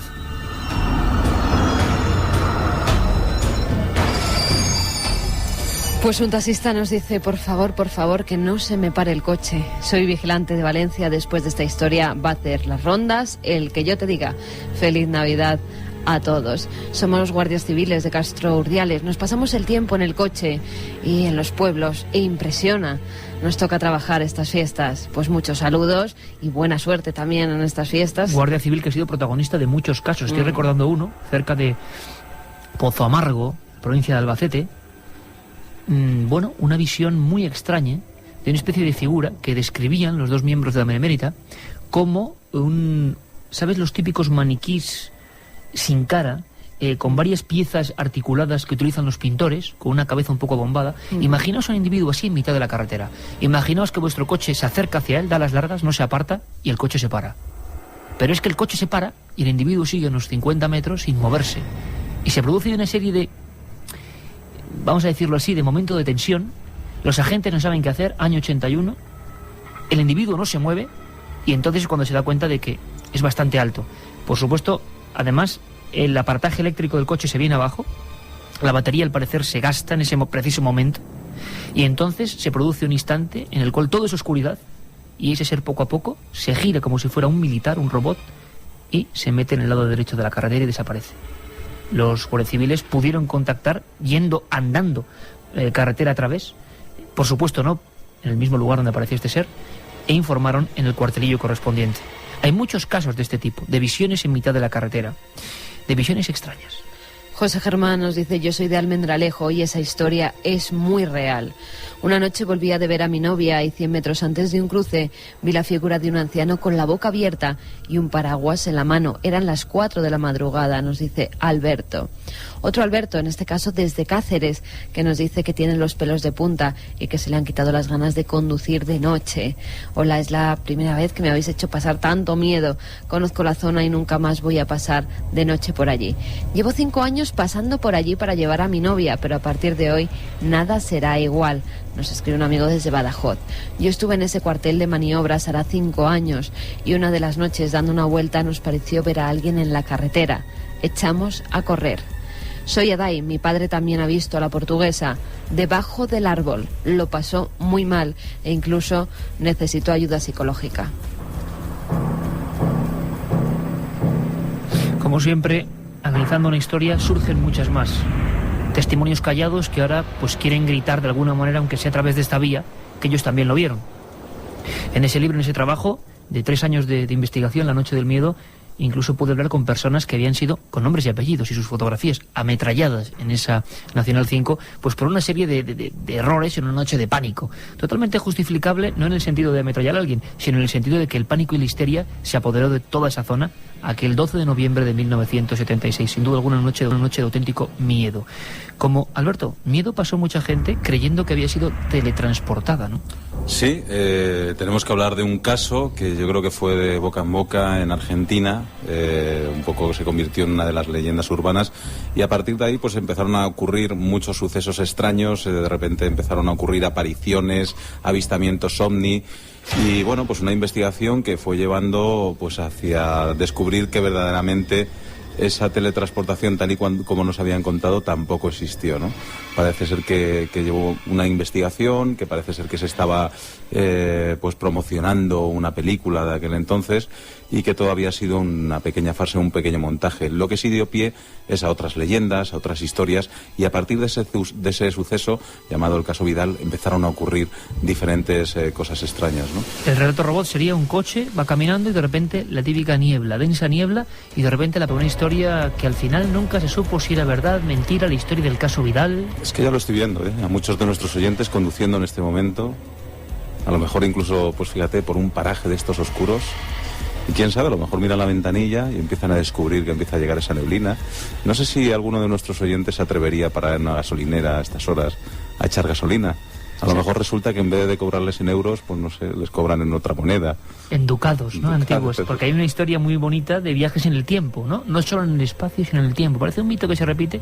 Y entonces, Alberto, que hay ahora muchos amigos de muchas gasolineras solitarias, ¿verdad, Carmen? Que nosotros, por ejemplo...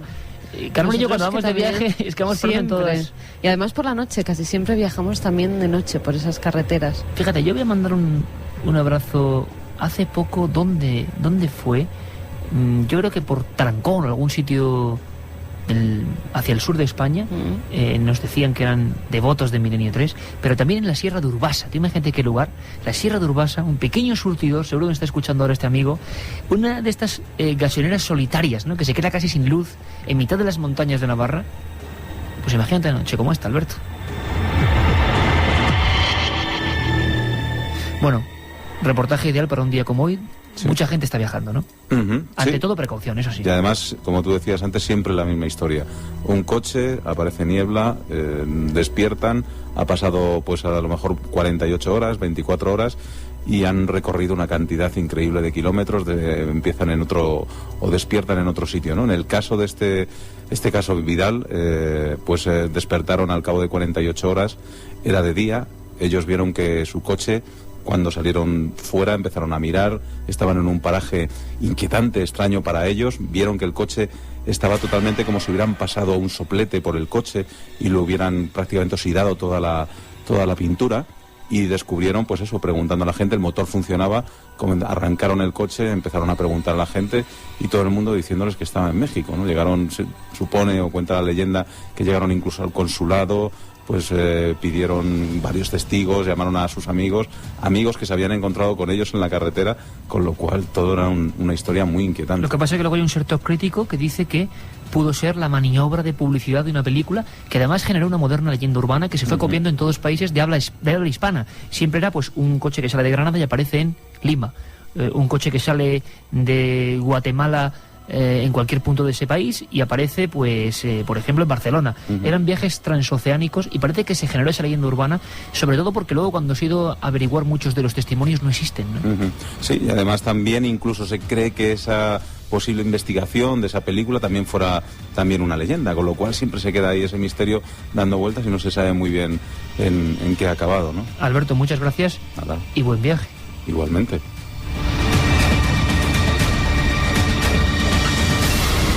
Por cierto que hablamos, Alberto Granado nos comentaba que los grandes casos, pues bueno, están ahí y son muy polémicos, pero es que hay algunos que sí tienen nombres y apellidos. Hay algunos que sí tienen nombres y apellidos. Escuchamos a Fabio Cerpa y luego Carmen nos va a contar la historia del que se llamó, misma franja de tiempo, años 70, principios, por qué ocurría esto en esa época, incidente, quedaos con el nombre, Brunelli Porchetto. por ejemplo, para poner el Brunello Porchietto, iban en una ruta con un viejo Ford, y de repente hacen un recorrido de 180 kilómetros, lo hacen prácticamente en 40 minutos, que es imposible de hacerlo, que ellos en determinado momento sienten como que están flotando con el auto, ven como una luz alargada al costado del camino, claro que era la nave que evidentemente los transportó, los sacó del lugar a donde estaban y los llevó para adelante.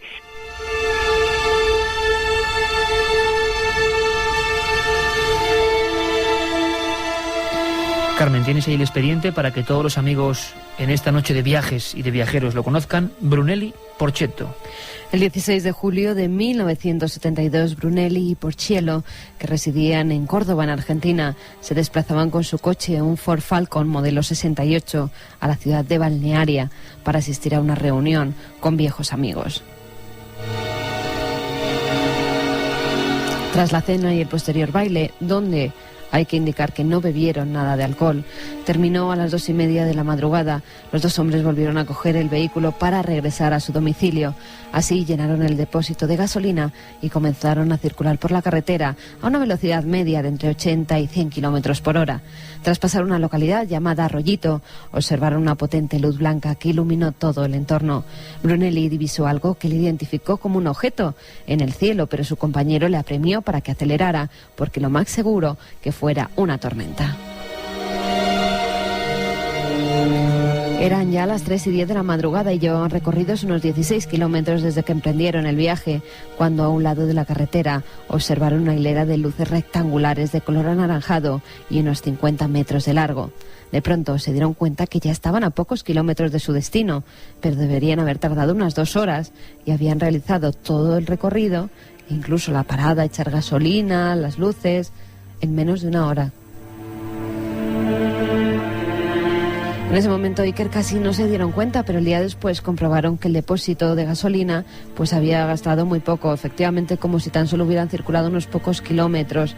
Brunelli además comenzó a sentir un hormigueo en la región lumbar derecha, pero en cambio su tensión arterial, que siempre la había tenido alta, se estacionó. Y es que en muchos casos de encuentros en la carretera se producen alteraciones físicas en los protagonistas, en el conductor. Yo recuerdo uno de los casos que pude publicar en Enigma y en alguno de mis primeros libros, en Gerona, en La Escala, año 97, mes de marzo. 2 policías con 20 años de hoja de servicio se encuentran con una especie de figura muy parecida a la que hemos comentado antes, una especie de silueta negruzca, cabeza bombada, brazos largos, flotando y enmarcada por una especie de aureola o de luminosidad. Uno, Manuel Delgado y Manuel Caballero, uno de ellos se baja del vehículo y quedó seriamente afectado. Hubo derrame sanguíneo en un ojo y, sin embargo, el hombre que se quedó dentro, Manuel Caballero, sufrió una espectacular mejoría de una enfermedad importante que más o menos llevaba, a pesar de que estaba de servicio, una herida por incisión después de una operación. Pues prácticamente se recuperó y todas las constantes cardiovasculares se recuperaron, al menos durante un tiempo. Producto de la emoción, ¿quién era aquel individuo? También ocurrió en la carretera y también se detuvo el vehículo oficial de la policía. Pude encontrar uno de los expedientes por el jefe de la policía de Gerona que certificaba que el caso era real y que creía en el testimonio de los 2 protagonistas. Hablamos de 2 policías españoles, hablamos de no hace tanto tiempo. Y seguimos hablando de más casos que ocurren en rutas, casi siempre, como decimos, carreteras secundarias, casi siempre en lugares donde de repente el paraje se vuelve monocorde, donde no te cruzas con otros coches. Y me gustaría decir 2 características que yo me he encontrado durante mucho tiempo investigando este tipo de sucesos.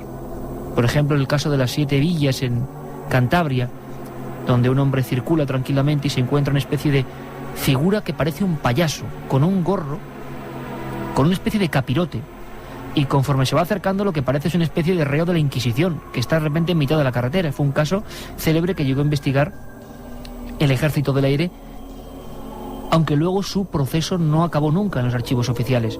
Otro tanto ocurre con un caso que pusimos aquí en Milenio, el caso del puerto de Alisas, de otra figura, también de aspecto grotesco. Los testigos no ganan nada, al revés, con contar esto, Lo que ganarán es el silencio, el vacío de su comunidad y más aún, imagino, con el descrédito que la televisión ha generado habitualmente con estos temas. ¿Quién va a contar esto? ¿Para qué? ¿Por qué alguien dice que de repente se ha encontrado con eso en un punto de la carretera? Vamos a seguir ampliando perspectivas.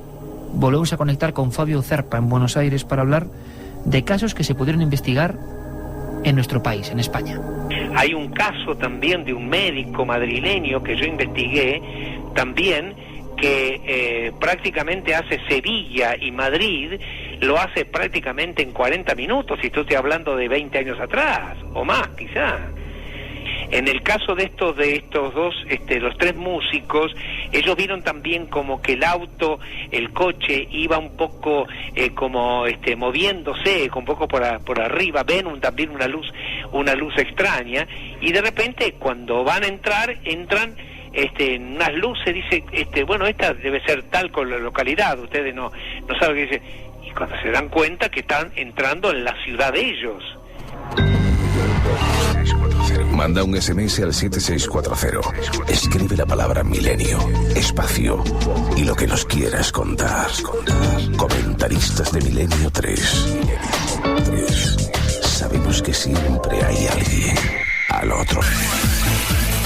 ¿Es esa la cola para entrar? Anda, vámonos. ¿Qué dices? Ven. Hola, somos dos. Está bien, pasad. ¿Pero le conocías? No.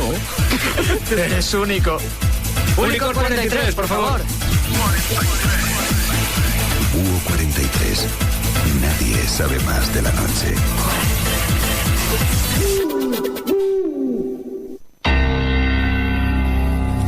¿Sientes la necesidad de contactar con alguien del otro lado? Milenio 3, Cadena SER.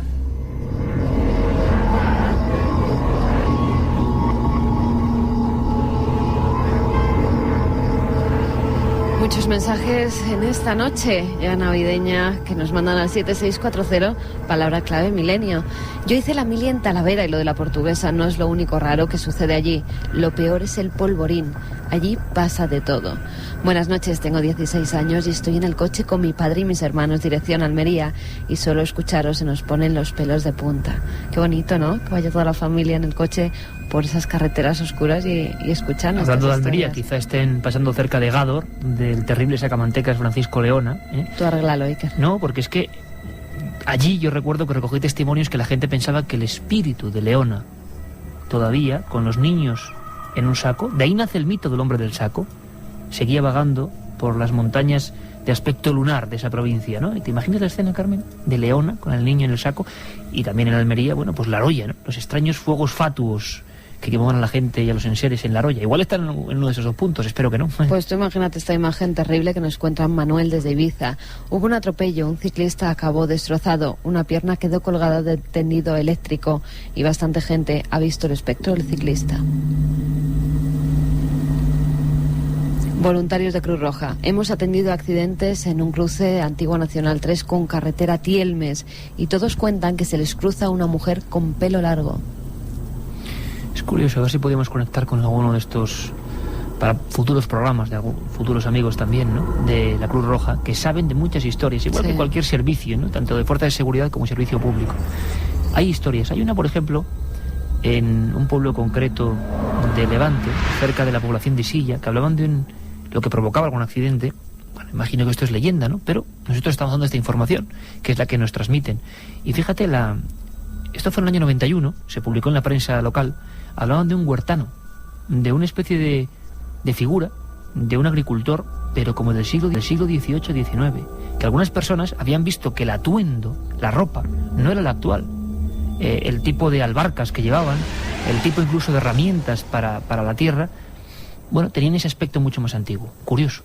Mi padre es taxista y una noche vio una mujer vestida de blanco y de época en una carretera secundaria de Málaga. Felices fiestas, pues igualmente. Hoy mucha niebla, ahora quien baja del coche. Qué mal me lo hacéis pasar, aunque me encanta. ¿Sabéis alguna historia curiosa en Zamora? Nos preguntaba Patricia. Bueno, esto es telepatía pura, son las 2:45. Hay gente que dice, no, es que Iker tal responde a las preguntas y es que no puede ser, es en directo, 2:45. Pero cuando hablabas de taxista, estaba pensando el taxista de Nuez de Aliste, Zamora. Así que respondemos y matamos dos pájaros de un tiro. Nuez de Aliste, agosto de 71, un taxista de esa localidad se enfrenta con una especie de figura ovalada, o más bien parecido a un paraguas, que le empieza a perseguir, luego se pone delante, se le aproxima en pleno silencio. Lo que más asusta a este hombre, que llega casi a sacar el brazo por la ventanilla de su viejo 1500 para decir que es amigo, es que aquello no emite ningún sonido. Entonces tú imagínate estar en plena noche por una recta y ver que una figura que no se parece a nada, que no tiene motor, te persigue a ti, que estás ahí solo. Y entonces se abalanza sobre él y a un metro apenas del cristal, cuando va a producirse el impacto, sube hacia arriba en 90 grados. No es de Aliste, Zamora, año 71. Pero de Zamora habría que contar 1000 cosas. Es la gran desconocida Zamora, ¿eh? Es el único sitio, Carmen, donde un juez levantó acta de un aterrizaje ovni. El caso de Alcañices. Creo que lo contamos aquí en su día. Tony desde Valencia, que nos dice: por favor, no me hagáis esto, que voy con el camión entre La Escala y Figueres. Soy Raúl. Escala. Desde Sevilla. Hice la mili en Talavera. En el 98 ya no se hacían guardias en esa garita. En el 98 ya no se hacían guardias porque no querían. Eso contaba Andrés Herrera. Es una historia curiosa. Y bueno, curiosamente en La Escala también no solo está el caso de este individuo. Hay otro caso en carretera muy extraño, el de Josep Font, que yo no sé si se habrá resuelto o no, porque yo lo investigué cuando estaba allí, sobre el lugar de los hechos, en la entrevista a estos dos policías. Fijaos qué curiosa esta historia. Pocos días antes de la denuncia por parte de la intervención policial de la observación de ese ser y de esa figura, un huertano, volvemos a hacer un bucle aquí, Josep Font, sale con su mobilet de 50 centímetros cúbicos. Imaginaos lo que puede dar de sí esa moto. Además iba a echar gasolina, por lo tanto debía estar en la reserva, el buen hombre. Se aproxima a la carretera comarcal, llegando de una especie de esas carreteras de barro, y desapareció. Pero es que no desapareció solo él, desapareció la moto. No se encontró ni la moto ni a él. Conducía y sin saber cómo me vi dentro de una niebla muy espesa. Tampoco sé cómo salí, pero al salir me encontré en la dirección opuesta. Hola Iker, me llamo Marioto, estoy con mi amigo Rubén escuchando por internet. Aquí en Melilla también se habla de la aparición de una mujer vieja. Soy Ramón, este verano mi novia vio una mujer de espaldas en una curva estrecha yendo de la Marina a Guardamar. Yo no la vi. Qué miedo pasamos. Otro de los puntos calientes. Sí, otro de los puntos calientes. Por cierto que hace poco vi un informe, Carmen, esa carretera que conocemos bien, porque tu familia vive en esa zona, la 340, a su paso entre las provincias de Murcia y Alicante, dicen que es la carretera más peligrosa de España. Sí, sí. Que es curioso que en las carreteras más peligrosas aparezcan estas historias, ¿verdad? Sí, además, bueno, en esa carretera, justamente entre la Marina y Guardamar, es un punto donde continuamente hay accidentes. Y que en ese punto, además, es donde todos los testigos que hemos podido contactar con ellos han visto esa figura de una dama blanca. Es curioso porque decíamos que muchos de los casos de teletransportación, de supuesta teletransportación, es un tema muy complejo, quizá intervengan muchos factores. Yo soy bastante escéptico en esta historia en concreto, pero no tienen nombres y apellidos. En este caso sí. Cuéntame, Carmen, la historia Muñoz Jurado. El 26 de diciembre de 1976, en Córdoba, se produjo un hecho insólito. Francisco Jurado, de 23 años y empleado de banca, y Pedro Muñoz, de 31 y gerente de un banco, se desplazaban hacia Granada, como hacían a diario, cuando algo hizo que su vida cambiara. Hacia las 5:30 de la mañana cogieron el coche y se dispusieron a conducir por la carretera que une Córdoba y Granada, la 423. Iba cada uno pensando en sus cosas cuando el más joven gritó: ¡la luz!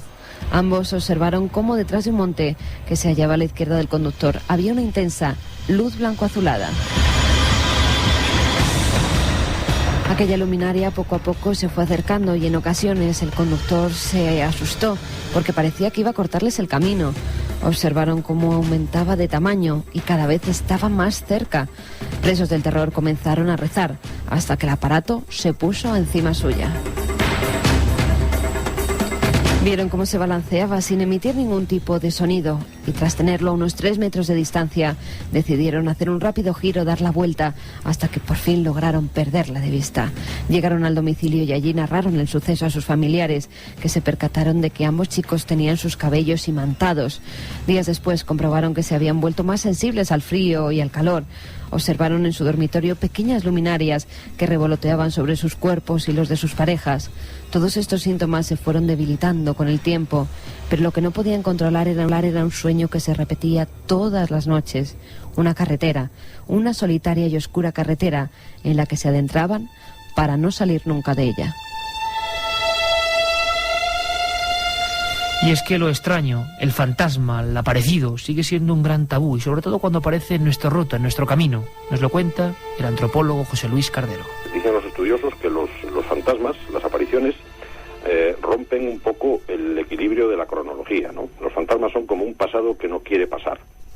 El fantasma, la aparición, plantea siempre una gran pregunta, y nosotros lo que hacemos es que recibimos los datos y tratamos de interpretarlos, buscamos respuestas para lo que nos preocupa o lo que nos inquieta, ¿no?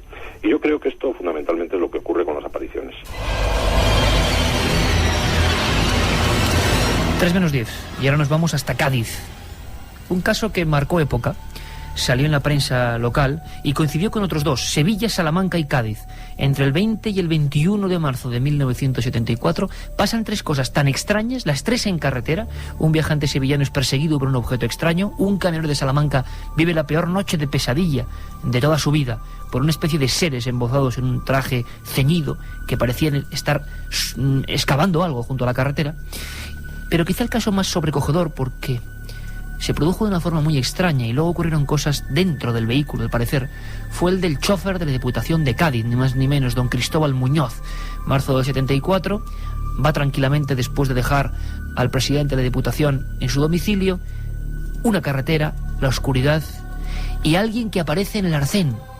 Un autoestopista, alguien que pide ayuda, no, de nuevo esa rigidez, esa especie de figuras que no sabemos por qué, aparecen como si no tuviesen consciencia de que están ahí, como si no nos diesen ninguna importancia, como decía José Luis Cardero, como un pasado que no quiere pasar, que está ahí, que de repente en la coordenada se ha colado de rondón. Pudo entrevistar a este testigo, y además mejor que nadie, nuestro compañero en Cádiz, José Antonio Caravaca. Le escuchamos. Y acercándose al cruce de Rota y Seré, y siempre esto es un detalle muy interesante, puesto los encuentros se suelen producir, sobre todo cuando son en carretera, cerca de un cruce, observa una extraña niebla, una niebla que apenas deja ver la carretera. Extrañado, es un hombre habituado a conducir a altas horas de la noche, pero me comenta que ese tipo de niebla no lo había visto en otras ocasiones, era muy densa, muy espesa, y observa en el lado de la derecha, en el margen de la carretera, un individuo, un humanoide. Él en un principio piensa que se trata de un accidente producido quizás por aquella densa niebla que apenas deja ver nada, pero cuando se aproxima, cuando se encuentra a escasos metros de este individuo, un enorme haz de luz surge desde la cintura. El testigo, Cristóbal Muñoz, sorprendido, intenta girar el volante y de pronto el coche es zarandeado por una fuerza invisible. En ese momento, presa del pánico, pisa el acelerador del coche e intenta salir a toda pastilla de allí.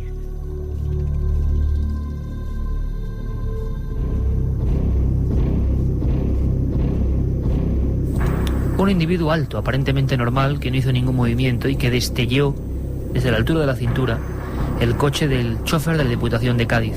Un miedo que se reprodujo durante años a pasar siquiera por el mismo lugar, haciendo un rodeo gigantesco con el coche oficial y el presidente de la Diputación dentro para no pasar de nuevo. El miedo a estos sitios se queda grabado en la memoria. Incluso Cristóbal Muñoz es un hombre recio, auténtico, que sigue sin creer en historias de fantasmas. Él simplemente dice que lo vio. Pero hay algo que nunca se había contado, algo que descubrió nuestro compañero José Antonio Caravaca, ese gran investigador de campo de las tierras de Algeciras. Pudo entrevistarlo en muchas ocasiones. Él nunca había vuelto a querer contar la historia. Pero es que pasó algo dentro del coche. Eso quizás es lo más tenebroso. Cuando huye de allí, cuando, según la prensa nacional, dijeron que el chofer y su coche se zarandearon como una hoja, como si una mano invisible los revolotease, ocurrió algo dentro del pequeño habitáculo. Nos lo cuenta José Antonio Caravaca. Siente una fuerza tremenda que zarandea todo el vehículo, un SEAT 1500 oficial, es zarandeado y, fíjate, Iker, de pronto siente que aquel ser se ha introducido en el vehículo. Es una impresión que tiene el testigo, de que aquella extraña entidad se ha colado en su automóvil. Imaginaros, a las 4 de la madrugada, rodeados de niebla, aquel ser emite un potente haz de luz y parece que se introduce dentro del vehículo. En ese momento ya presa total del pánico, Cristóbal Muñoz, a través del retrovisor, comprueba que detrás del coche no hay nada. Y todo esto incluso le lleva a casi perder el control del automóvil y salirse de la carretera. Posteriormente, alejado ya, gira la cabeza y ve que no hay ni el menor rastro, ni del humanoide, ni de la luz.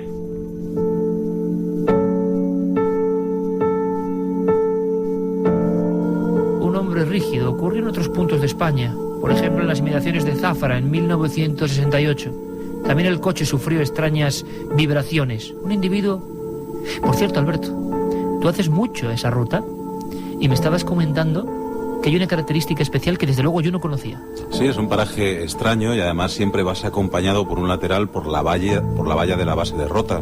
Una valla de alambre de unos 2 metros y medio de altura, y yo creo que siempre te van acompañando pues luces curiosas, ¿no? Vas yendo desde Rota hacia Jerez, ves a la derecha esa base de Rota, ves de vez en cuando alguna patrulla por la noche, ves alguna linterna, ves a alguien dentro de esa base, y la verdad es que es bastante inquietante.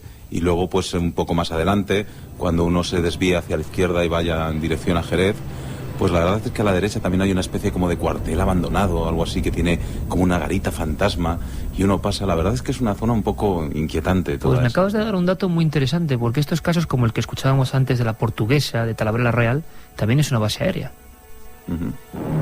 Carretera, encrucijada, cruce y visiones cerca de una base. Habría que investigar. Carmen, acabamos con testimonios de los oyentes que hoy desde luego han inundado. Sí, además es que es noche propicia, pero que tengan mucho cuidadito porque hay mucha niebla por toda España, ¿eh? Que vayan con cuidado, despacito, que se llega. Estoy trabajando en la gasolinera de La Mancha, gracias a tu programa Creo en lo Paranormal. Su padre es guardia civil y vio algo, nos dice. Soy un ingeniero de rosca o técnico superior en movimientos de mercancía. Pues mola esto del teletransporte, a ver si me toca y me libro de un viaje. Saludos. Estaría mal, ¿eh?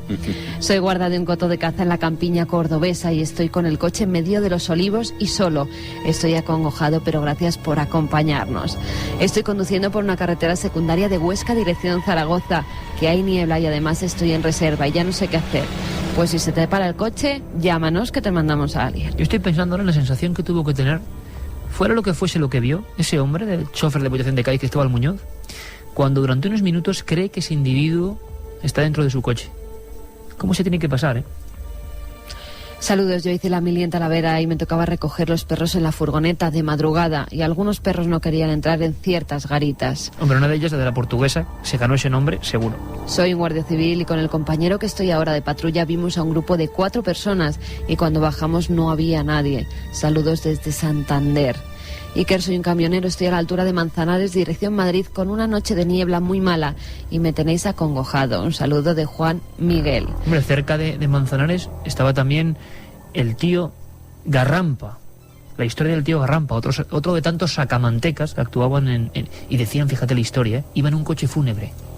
Casi nada. Bueno, tú viviste algo parecido en Toledo, ¿no? Que tuviste una aparición dentro de un vehículo, en este caso era Pedro Espinosa, pero casi te digo mismo. Cierto, cierto. Nuestro técnico en exteriores, también? Pedro Espinosa, que de repente, menos lo que ponemos un poco de humor, se apareció como alma en pena, además bastante pálido estaba Pedro, dándonos la mano por detrás, imaginaos, escondido detrás de la furgoneta de la SER entre todo tipo de maletas, y alargó nuestra mano cuando estábamos investigando de noche. Imaginaos el susto. Anda, que menudo equipo. Luego dicen que son valientes.